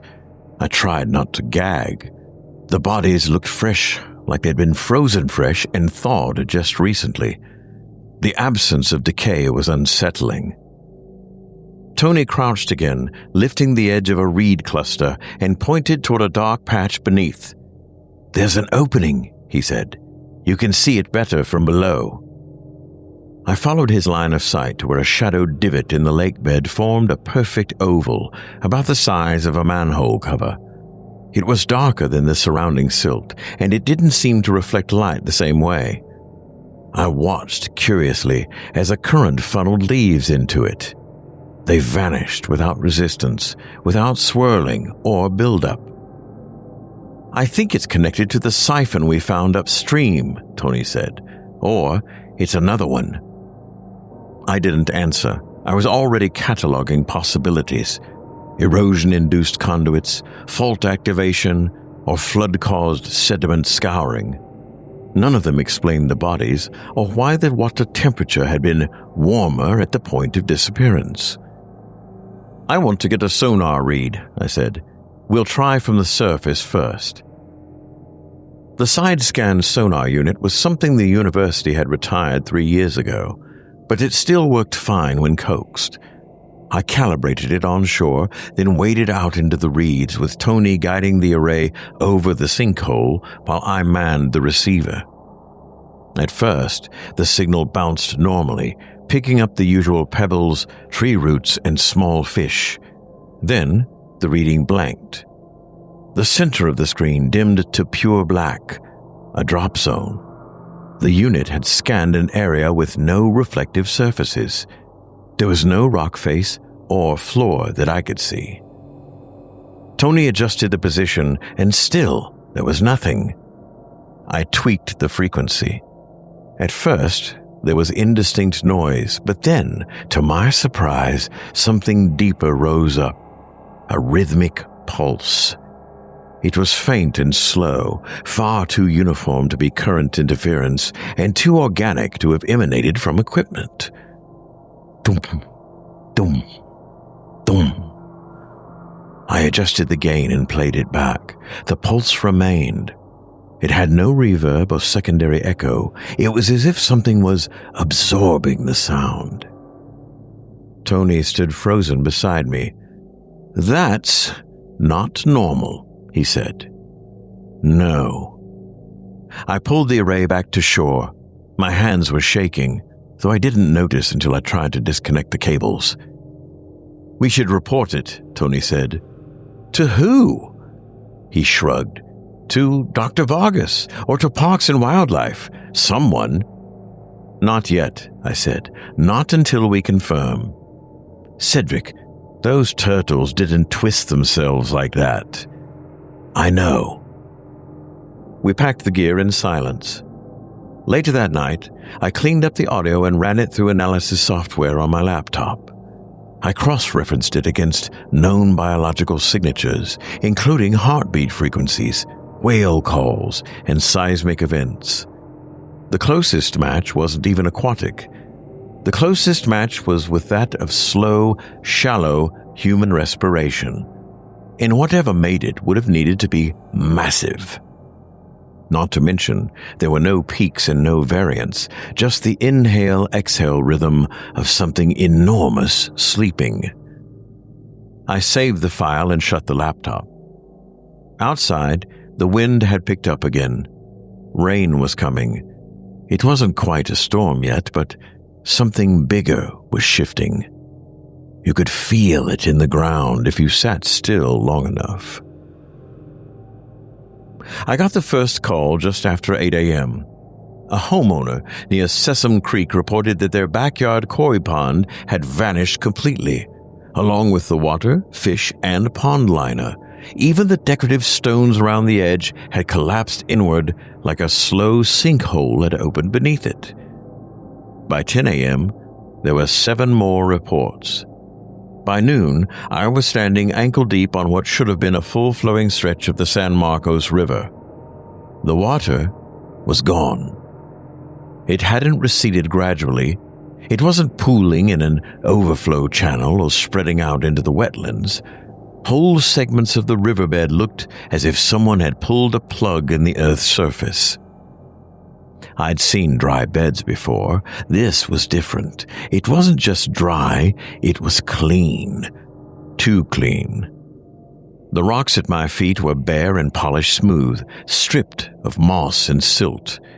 A glimmering film clung to the low spots where puddles remained, but even those were draining into tiny sinkholes that pulsed when watched too long. Tony jogged over from the opposite bank, eyes wide. "There's another one," he said breathlessly, "by the footbridge, bigger than the others." "How big?" "Car-sized. It wasn't there yesterday." He caught his breath. "A deer fell in, slipped while drinking. It was gone before it hit the bottom." I drove out to the site with my field kit and a GPS drone. The hole Tony had found opened beneath the edge of a pedestrian path leading toward the wetlands trail. It was steep-sided, maybe 9 feet across, and perfectly round. The grass around the rim hadn't even browned yet. It looked like the ground had opened in an instant. The drone dipped low and hovered. Depth indeterminate. I lowered the temperature probe. Ambient surface temperature 71 degrees Fahrenheit. Inside the hole, it was 82 degrees and rising, the warmth seemingly coming from nowhere. And beneath the drone's static was the breath-like sound again, muffled and fainter, but still very much active. Thum, thum, thum. Officer Elaine Dorsey met us at the site around 3:30. She was dressed in plain clothes but wore her badge on her belt. She'd heard about the deer and the other reports as well. "Water tables dropping faster than the city can measure," she said. "Residential wells in the hills are already dry. It should have taken weeks for it to drop this much." "It's not natural drainage," I told her. She gave me a look. I figured. I showed her the drone footage, the sonar readouts, and the blank heat differential charts. She didn't flinch. "I know that area," she said, nodding toward the trail. "It used to be part of the old floodplain, but that hole's new." Tony crouched beside the rim, frowning. "The deer that fell in didn't make a sound." Officer Dorsey looked at him. "What do you mean?" "I was maybe 20 feet away," he said. "It slipped. I saw it fall. There should have been a splash or something, right? Or a thud? But there wasn't anything. Just nothing." She studied him for a moment, then turned back toward the sinkhole. "I'm going down," she said. I hesitated. "I wouldn't recommend. I've done cave rescues before. I'll lower myself a few feet and shine a light. If I don't see a bottom, I'll come right back up."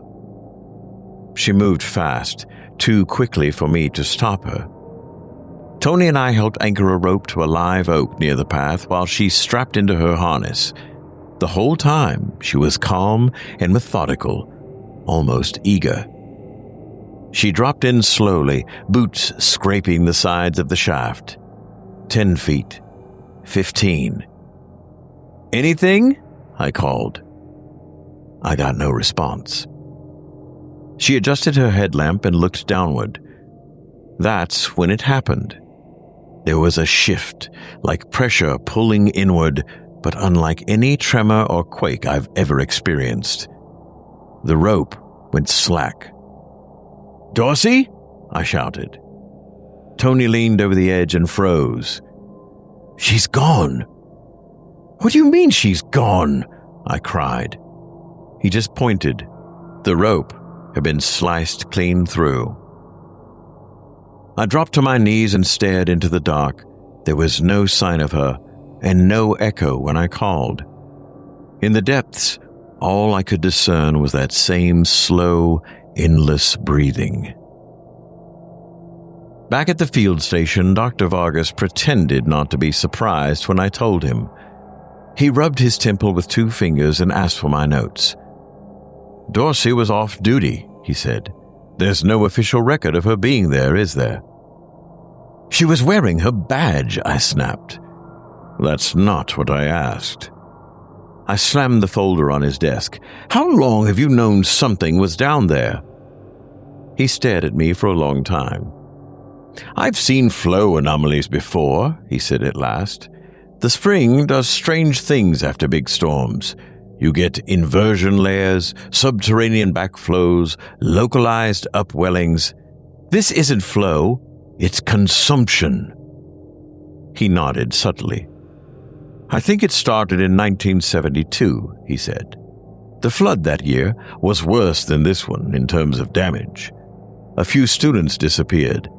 One of our first cave divers, too. And someone filed a report with a phrase I never forgot."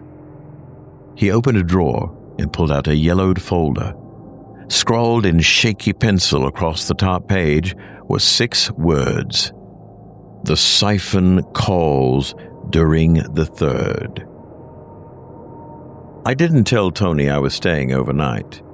He'd already started quietly pulling back from the project. I could see it in the way he flinched when I brought up the site. We both knew Officer Dorsey hadn't simply fallen into a void. She'd been taken. But where I leaned in, Tony retreated. The difference between us couldn't have been more stark. I told him I needed to process samples late, that I'd crash at the lab and regroup in the morning. He offered to stay, but I turned him down. It wasn't just curiosity anymore, but fixation, like a sliver of something had broken off inside me, lodged under my skin behind my thoughts. I couldn't stop thinking about the pulse, the heat, and the way the earth exhaled. The Siphon, Vargas had called it. Or maybe not him, but someone. Someone from that 1972 report. The Siphon calls during the third. Third what? Third flood? Third witness? Third offering?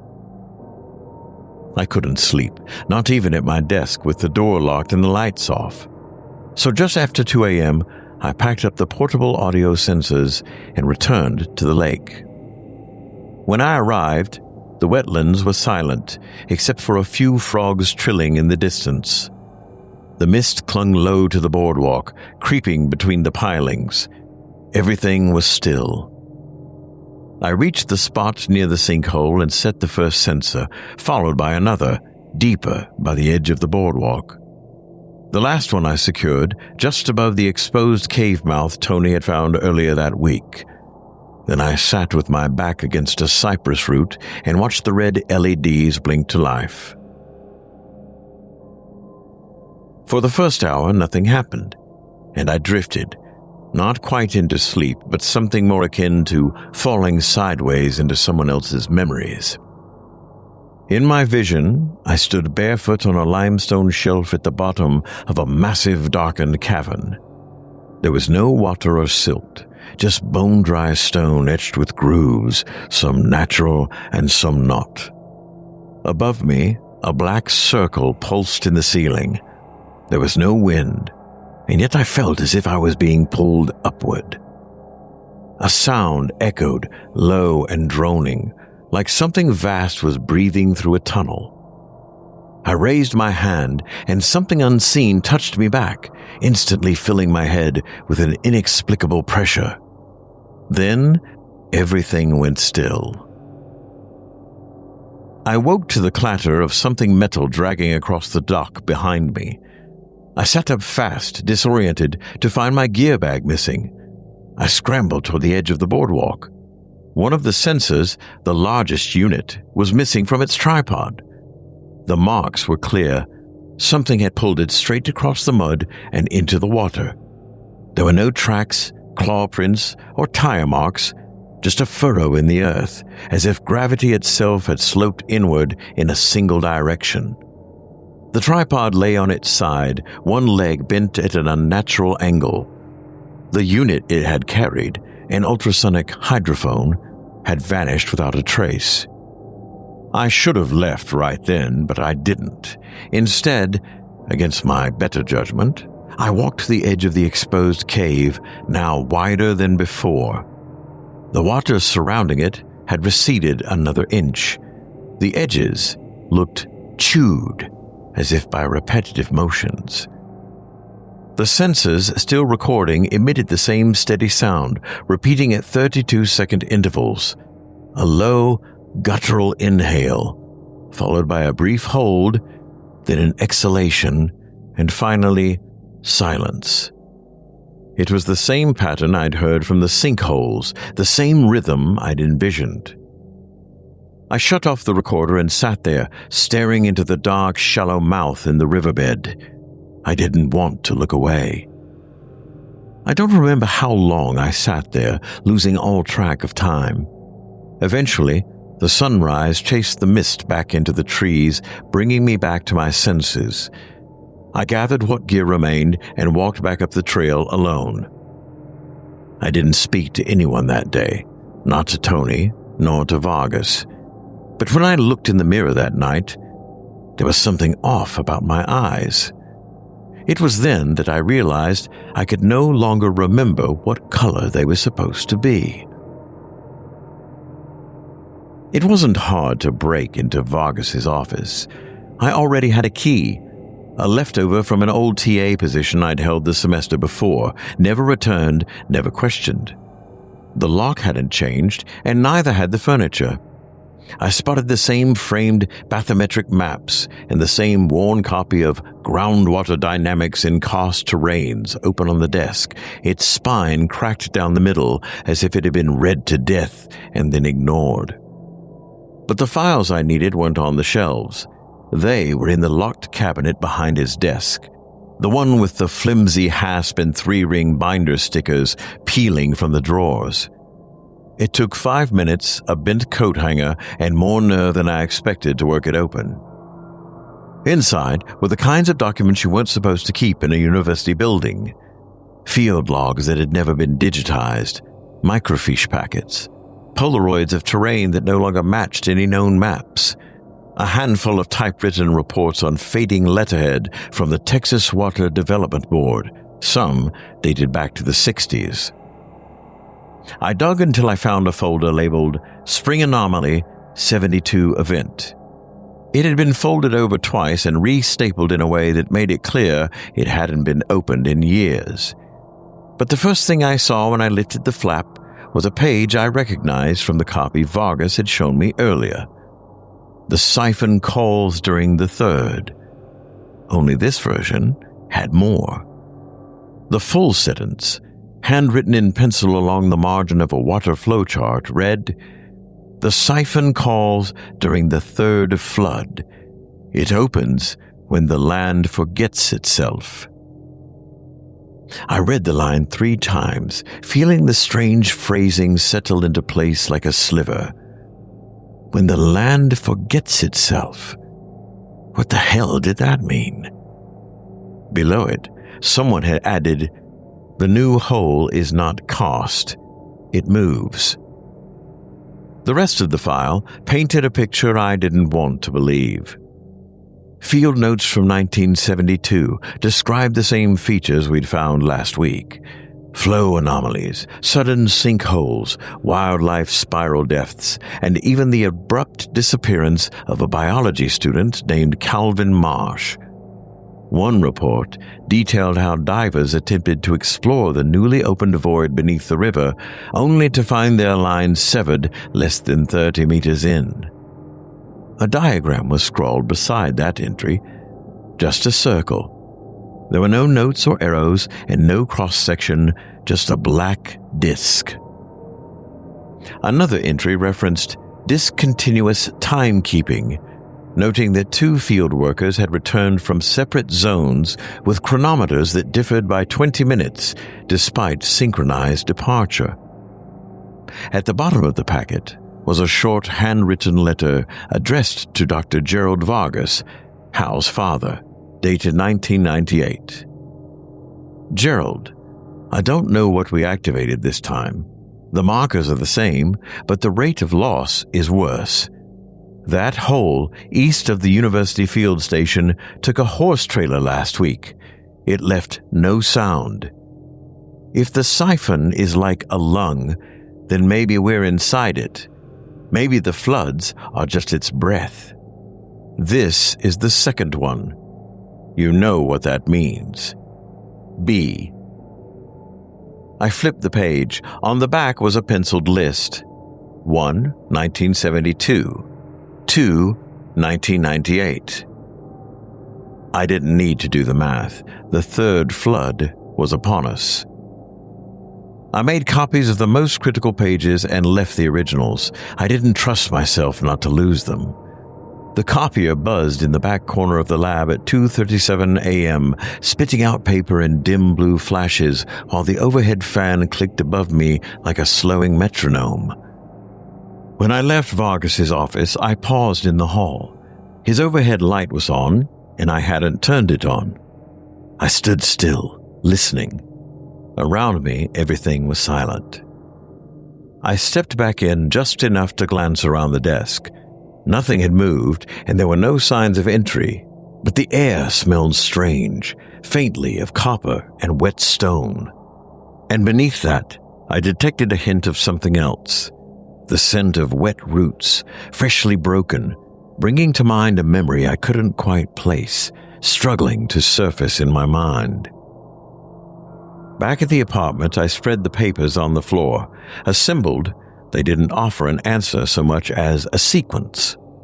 The pattern repeated every 26 years, 1972, 1998, and of course, now. And each event escalated. More flow loss, more wildlife death, more disappearances. But why? Why 3? Why wait? I stared at the note again. It opens when the land forgets itself. A poetic phrase, but I was a scientist. I didn't trust poetry.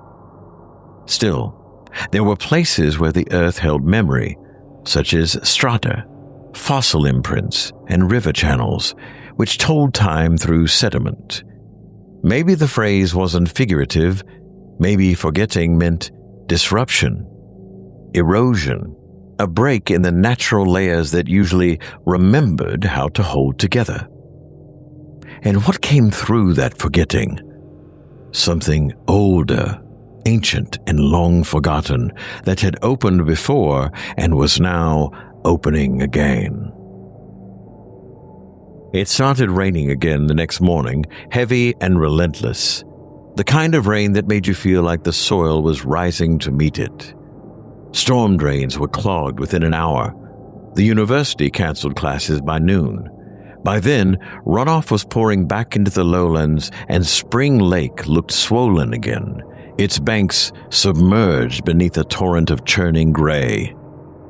I knew what this was. The third flood had come. I called Tony. "I'm going back down," I said. There was a long pause on the line.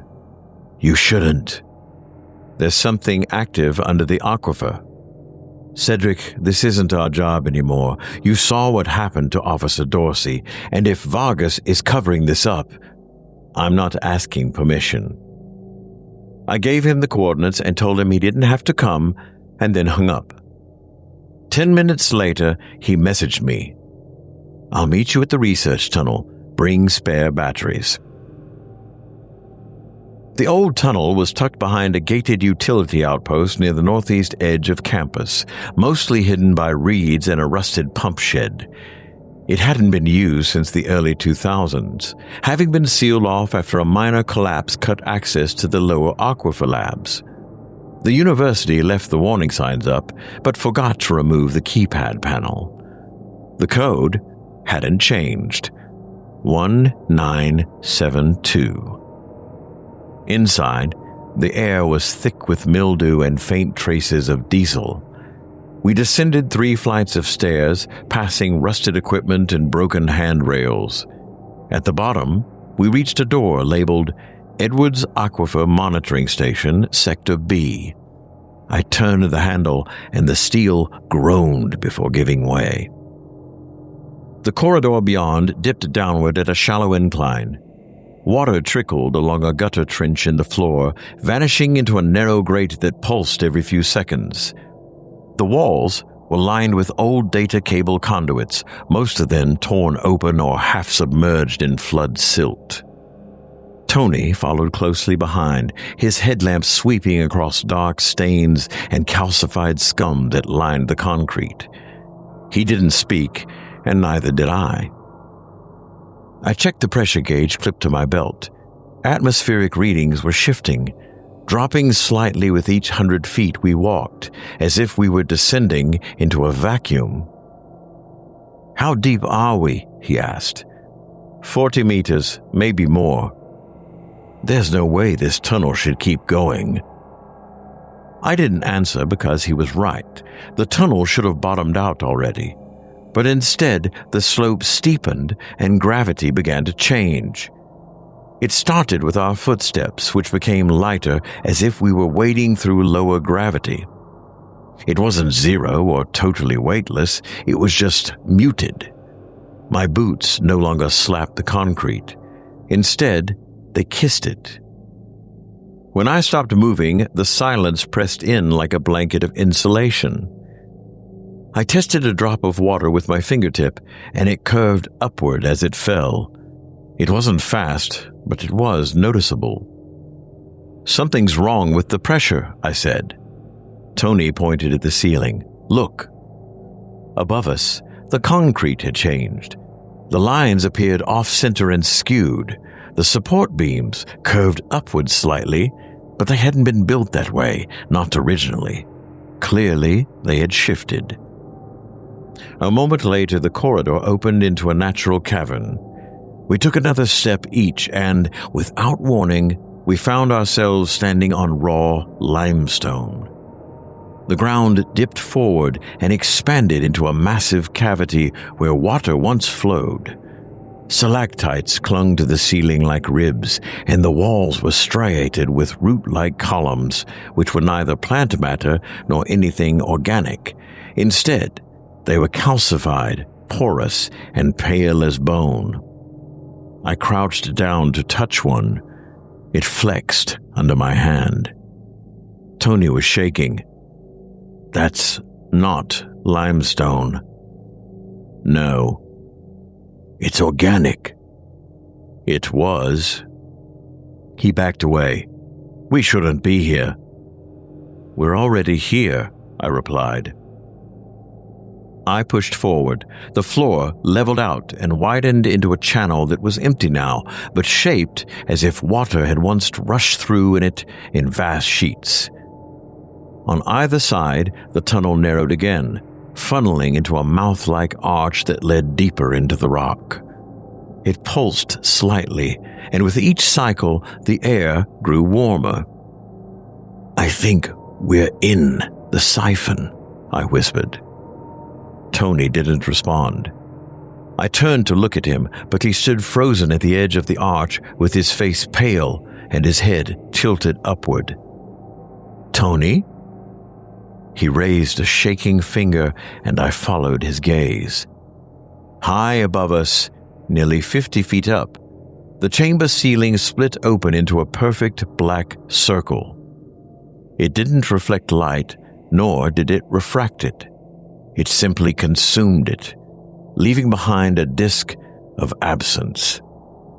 And from its center came the sound I had heard on the sonar recordings. However, it wasn't just sound, it was a memory. As I looked into the circle, something unfolded behind my eyes. Flashes appeared, of people I had never met and events I hadn't lived. I saw a child on a metal playground during a lightning storm, a pair of hands reaching through floodwater for a dog's collar, and the interior of a diving bell with water rising above the glass. None of the memories were mine. They belonged to the Siphon. I stepped backward, feeling the air grow heavier, and turned to tell Tony to run. But he was already walking forward. He did not appear panicked. To my surprise, he looked calm. "Tony," I called. "Don't." He didn't stop. He stepped into the arch and vanished, folded inward like human origami into a whirlpool drain. There was no scream or resistance. He was simply gone.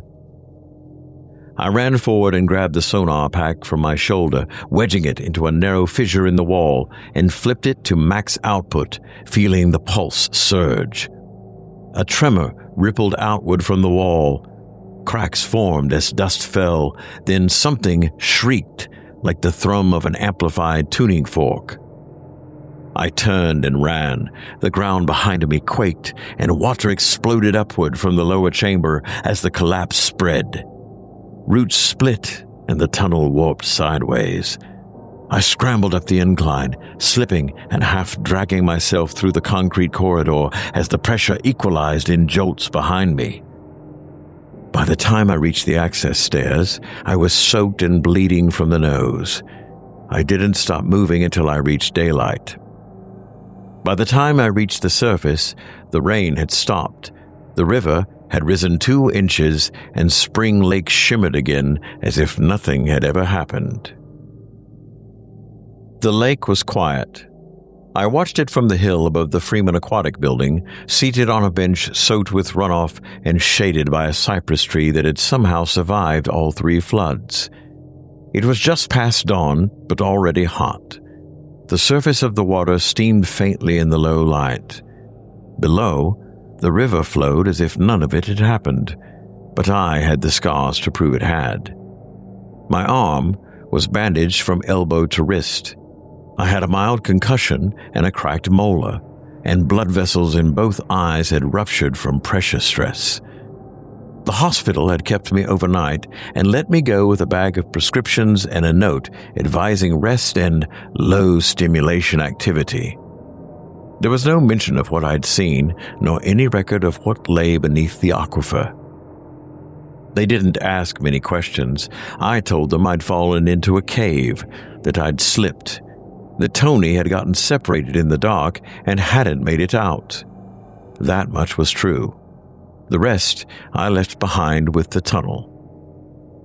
Dr. Vargas was already waiting for me when I got back to the lab. He didn't look surprised to see me alive. "You went down," he said. "You knew I would." He nodded slowly. "And?" "It's not a cave. It's not a void. It's not even a place." He sat in silence while I unrolled the sensor data, including the sonar pulse logs and the residual hydrophone feed, which I'd managed to salvage from the main unit. It was now warped and partially overwritten by static, but still bore the signature sound, doom, doom, doom, like a tide with lungs. I showed him the photographs of wall structures shaped like ribs, and of bone-pale roots, fibrous and branching in fractal patterns that repeated too perfectly to be organic. The final image from the drone, taken just before I'd triggered the collapse, showed Tony's back, arms slightly raised like he was in prayer, and the black circle overhead, wide open, smooth as obsidian and infinite in depth. "I think it sees us," I said. Vargas said nothing for a long time. Then he opened the bottom drawer of his desk, slid out a bottle of water, and held it up to the light. "It drank the floods," he said. "All 3, and it left no trace, no turbidity spikes, no sediment plume." "You knew it was down there?" "I suspected." "You let people die, Vargas." He looked at me, and for once the polished calm in his face cracked.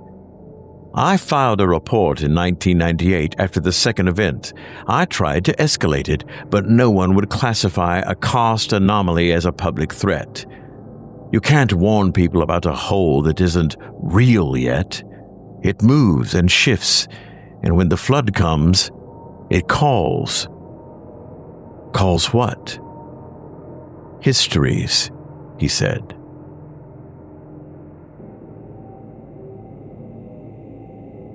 That night, I listened to the hydrophone feed again. I isolated frequencies, filtered out the background static, and boosted the mid-range. Underneath the low rhythm of breath, there were other sounds. They weren't exactly voices, more like echoes of speech, ghosts of language, fragments that sounded like underwater recordings of public broadcasts, emergency bulletins, snatches of crying, something that may have been a prayer. And beneath that, there were layers older still, stone grinding against stone, thunder heard through miles of rock. It wasn't just feeding, it was keeping. Memories and moments, all devoured and stored in something that didn't distinguish between time and matter, something that remembered everything, but only in pieces. I stared at the spectrogram until my eyes blurred, and then I saw it. The pattern. The pulses matched heart rhythms. That's when it occurred to me that this was planetary in nature. The cycles were synced to the Earth's tide, tilt, and moon. The Siphon was part of a larger system, a valve of sorts. It wasn't a predator, but a function. And when the floods came, when enough pressure built, it opened in order to relieve or restore something.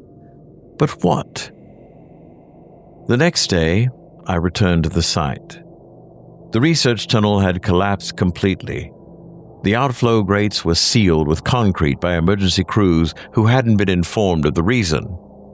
A new fence had been erected, hung with fresh danger signs, but the lake still shimmered like nothing had changed. Near the boardwalk, I saw a group of volunteers rebuilding the trail that had been damaged by flooding. None of them knew what lay just beneath their boots. One of them smiled at me. I didn't smile back. That night, I woke to static in my head. A burst of sound, faint and grainy like a radio signal buried under miles of interference. I sat up and reached instinctively for my laptop, but the screen was blank. The sound wasn't coming from the machine, but from inside me. And in it, I heard Tony's voice, just a fragment, one sentence. "It remembers you." Then there was silence. I don't remember the exact moment I decided to go back. There was no eureka moment, last straw, or journal entry that triggered me to act. Just a slow, accumulating pressure that continued to build until I felt I had no say in the matter. The entrance to the research tunnel was sealed, but that didn't matter. The Siphon was still open. Perhaps not in the same place, but somewhere. Because that's what it did. It moved, and I could feel it moving now, like a weather system just below conscious thought. It seemed to have eyes under the rock, watching me think. I returned to the eastern edge of the wetlands just after midnight. By then, the rain had stopped for good. The moon hovered low over the cypress canopy, and the river was glass again, still and bloated and waiting. I didn't bring sonar, sensors, or a safety rig, just a headlamp, gloves, and a crowbar. The same section of the boardwalk where Officer Dorsey disappeared was partly submerged now. I stepped over the collapsed rail and followed the same path she had. At the trail's end, the ground was unexpectedly soft. My boots sank a quarter-inch into silt where the trail used to be solid gravel. And in the center of that patch, beneath a dome of mist, a hole had opened. This was different than before. It didn't look natural, it looked prepared. I crouched near the rim, where the edge shimmered with condensation. The air drifting from within was warm again, and strangely it seemed fresh, as if it hadn't existed until now. I knelt, and something exhaled. Suddenly, I found myself overwhelmed with information. A flicker behind the eyes, the same as before. Visions I couldn't control. Tony's face, lit by a headlamp.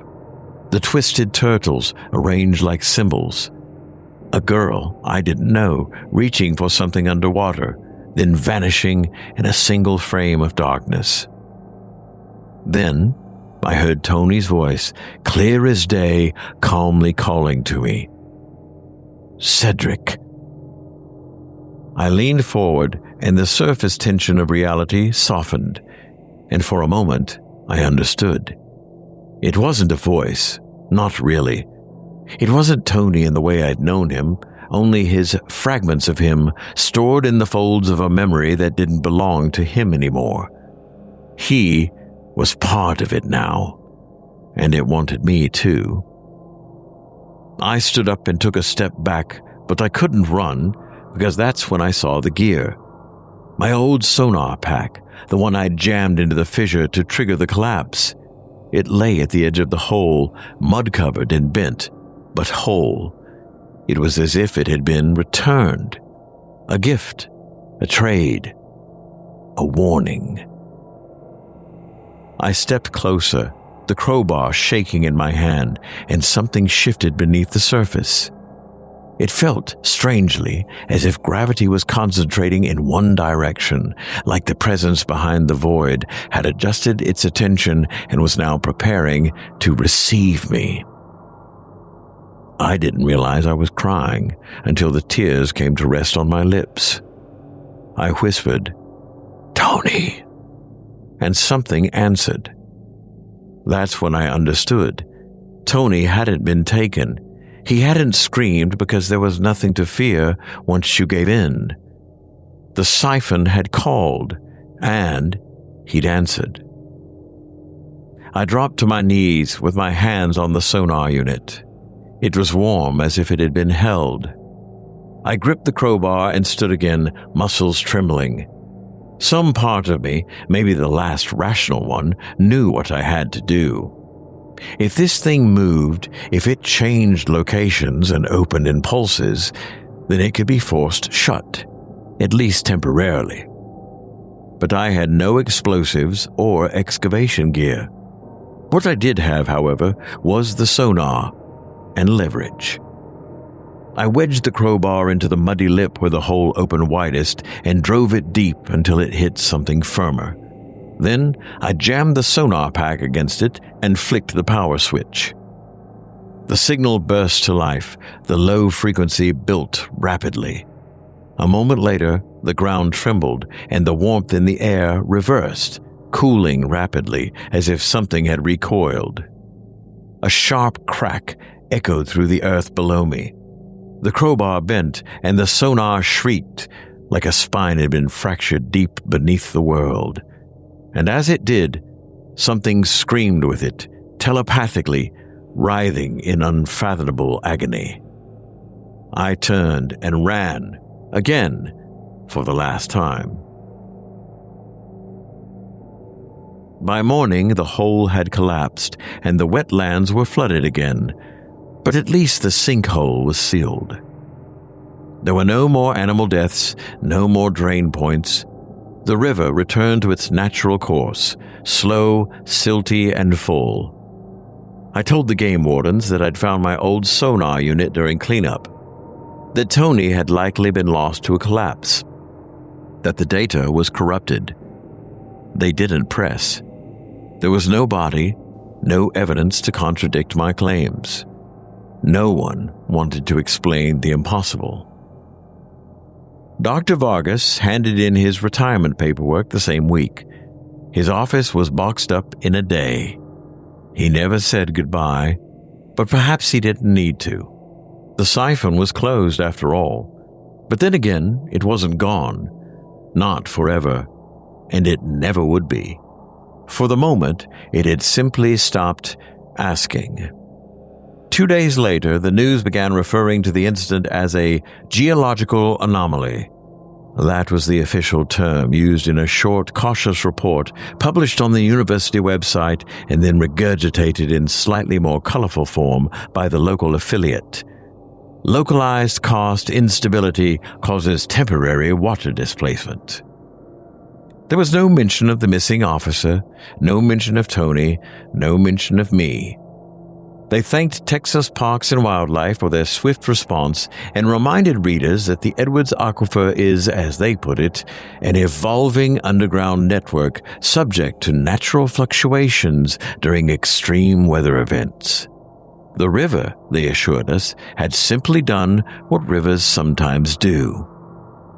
But I knew better. Because rivers don't breathe and they don't remember your name. Classes resumed by the following Monday. Most students returned without noticing anything had changed.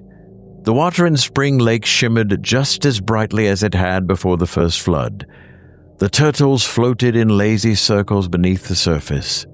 The glass-bottom boats drifted back into rotation with fresh coats of paint and cheerful grad students narrating ecological trivia through megaphones. Every so often, I'd hear one mention how the lake was one of the most consistent temperature springs in the world, holding steady around 72 degrees year-round. I waited for someone to say it had risen recently. No one did. I walked the boardwalk trail alone that week. The collapsed section had been replaced with new treated, pressure-washed planks. You could still see the faint line in the wood where the original boards ended, an almost imperceptible shift in grain and shade, like a scar under new skin. There was no sign of the sinkhole, no warmer than average wind, no voice in the reeds. But I knew where it had been, and I knew it could return, not just here, but anywhere. The lab was quiet when I returned. Vargas's office was empty, his nameplate removed, his books boxed and gone. A new assistant occupied the front desk. She smiled when she saw me and handed over a manila envelope without a word. It had no return address, just my name in black marker and one stamped word: found. Inside was a reel of Super 8 film and a note, unlined and typed on real carbon paper. You're not the first, but you may be the last. Watch this somewhere quiet. I borrowed the analog projector from the media center and threaded the reel in the basement lecture hall after hours. I shut the doors and killed the lights. The film buzzed to life in jittery silence. Initially, it displayed what I expected: archival footage from the early 1970s of San Marcos during a previous flood. The streets looked familiar, but the cars and clothes dated it clearly. Bell-bottoms, faded work trucks, and overgrown sideburns. Floodwater rushed down Sesame Drive, up over the sidewalks, swallowing tires. Then the footage cut to Spring Lake. On screen, 3 men in university windbreakers carried diving gear along a trail I knew well. 2 lowered a camera case onto a raft. The 3rd stepped into view and looked directly at the lens. And he was me. Not someone who looked like me. Me. He had the same posture, an identical jawline, a matching scar above the brow. He smiled just slightly and turned.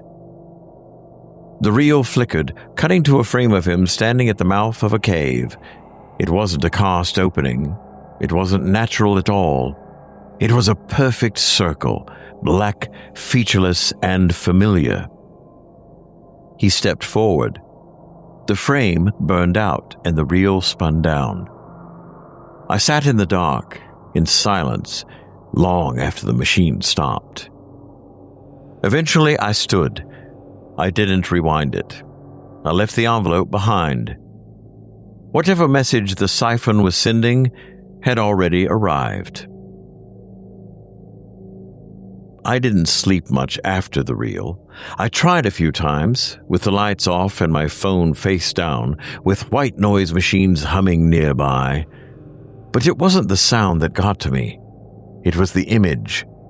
Me, in 1972, smiling, stepping toward the cave mouth like it wasn't the end of something, but the start, like I'd done it before and knew what I was doing. I searched the university archives for records from that year, enrollment lists, staff logs, even local phone books. I found nothing with my name, not once. There were no matches in faculty listings and no facial recognition hits in the old yearbooks. But the footage was real. The lab confirmed the age of the film, the make of the reel, even the degradation pattern. It had been developed in the early 70s, they said, and there was zero evidence of tampering. One technician even called it eerily pristine. The projector is now gone, checked out anonymously, and has yet to be returned, meaning there's one less machine capable of showing the past. I told no one, not even Tony's parents, Vargas, or the university. The official story was set in stone. It was an accidental collapse caused by an isolated sinkhole leading to structural fatigue. No one wanted to hear anything else, and the people who might have believed me had already gone quiet. I thought about leaving town and moving north, back to Houston, and erasing myself, but something held me here. Maybe it was guilt. Or perhaps it was the Siphon itself, still watching, holding me against my will, subjecting me to its unseen influences. Maybe part of me needed to be near it, just in case it opened again. Not because I had any hope of stopping it, but because someone had to remember. That's what it takes, I think. That's what it wants. To be remembered. Because if the land forgets itself, it opens, and if we forget it, then it never closes. I still walk the river sometimes, always alone. I follow the trails where the water once pulled itself inward, tracing the soft patterns left in the earth, spirals in the reeds, ridges in the stone. The scars haven't healed completely. You can see them if you know where to look. Last week, a new report came in from a volunteer downstream. She said the water near her station had grown warmer by just a degree, or maybe less, and shrugged it off. I didn't, because I know how it starts. The Siphon doesn't sleep or die, it bides its time. And when it calls again, I'll be the first to hear it. God forbid, I already have.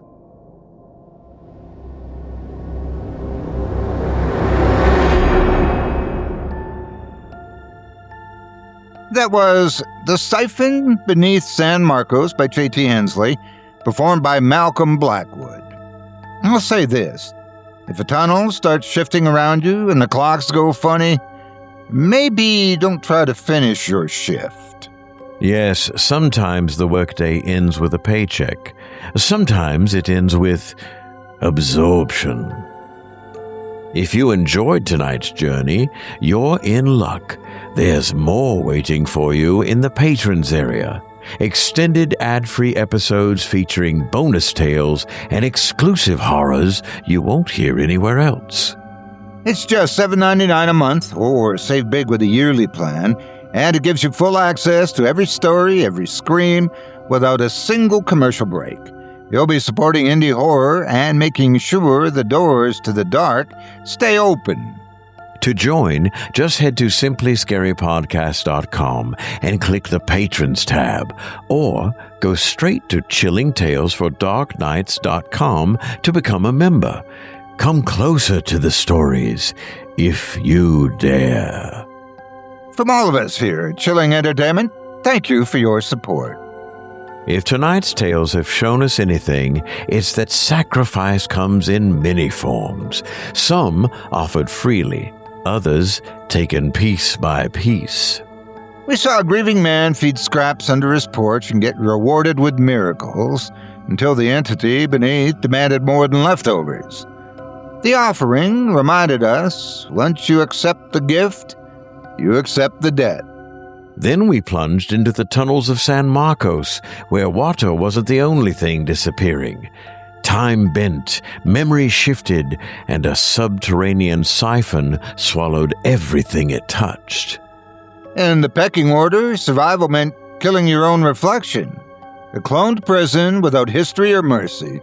Where to climb the ladder, you had to lose yourself first.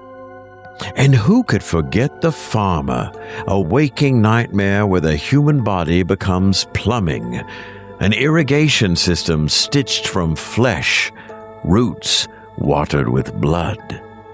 Finally, we watched a prophet descend unto a sleepy Mississippi town in Passover, bringing locusts, disappearances, and something darker than the Bible ever warned us about. It didn't preach salvation, just reckoning. If you're still listening, you've made it through systems designed to consume, hierarchies that will break you, deals that own you, and cycles that don't stop just because you scream. Next time you think about what you'd do for a second chance, remember, some blessings bite back, and some tunnels don't have exits. If you haven't already, be sure to subscribe to our parent channel, Chilling Tales for Dark Nights, on YouTube. Smash that notification bell like it's the last working flashlight in the cellar. And we'd love to hear from you. Which story rattled your nerves? Which one stuck in your brain like a splinter? You can reach us on Twitter, Instagram, or wherever the shadows stretch longest. And don't forget to thank our talented authors. Without them, we'd have nothing to whisper about in the dark. And sleep well, listeners. If you can. Thanks for listening.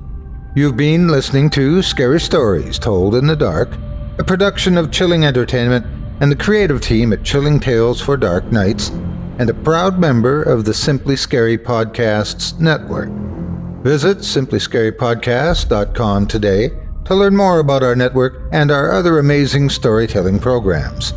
Tonight's program was hosted, and its featured stories performed by yours truly, Otis Jiry. Selected stories have been adapted with the kind permission of their respective authors. Original music provided by Luke Hodgkinson and Jesse Cornett. Sound design and final mixing and mastering provided by executive producer and director Craig Groshek. Program's artwork and logo by David Romero. If you're looking for some fresh tales on a daily basis while waiting for the next podcast, check out my YouTube channel, the Otis Jiry channel, and my extensive collection of narrated tales there. Simply search on YouTube by my name and you'll find me. And don't forget to subscribe and press the bell notification icon to get my latest releases. Got a scary tale of your own that you'd like performed? I take submissions. Email it to me today at otis@simplyscarypodcast.com to have your terrifying tome considered for production in a future episode of this show. That's OTIS@simplyscarypodcast.com. If you've enjoyed what you heard on tonight's program and are joining us on your favorite podcast app, subscribe to us to be sure you never miss an episode, and leave a 5-star review and a comment. Your feedback means a lot to me. You can also follow Chilling Tales for Dark Nights and yours truly on Facebook to connect anytime and get the latest updates on this and other programs and my channel. If you're listening on the Chilling Tales for Dark Nights YouTube channel, do us a favor and hit the subscribe button and the bell notification icon for ctfdn as well to get more spooky tales from me and the crew and another episode of this program each and every Wednesday. And don't forget to hit that thumbs up button to tell us how we're doing and leave a kind word or a request. And don't forget to visit us at chillingtalesfordarknights.com and consider supporting the team by becoming a patron. In addition to helping us out, you'll get exclusive access to our audio archive and ad-free downloads of all your favorite stories, including those you've heard on this program. As for me, I'll be back next Wednesday with more terrifying tales to keep you up all night. But that's all right. Who needs sleep anyway?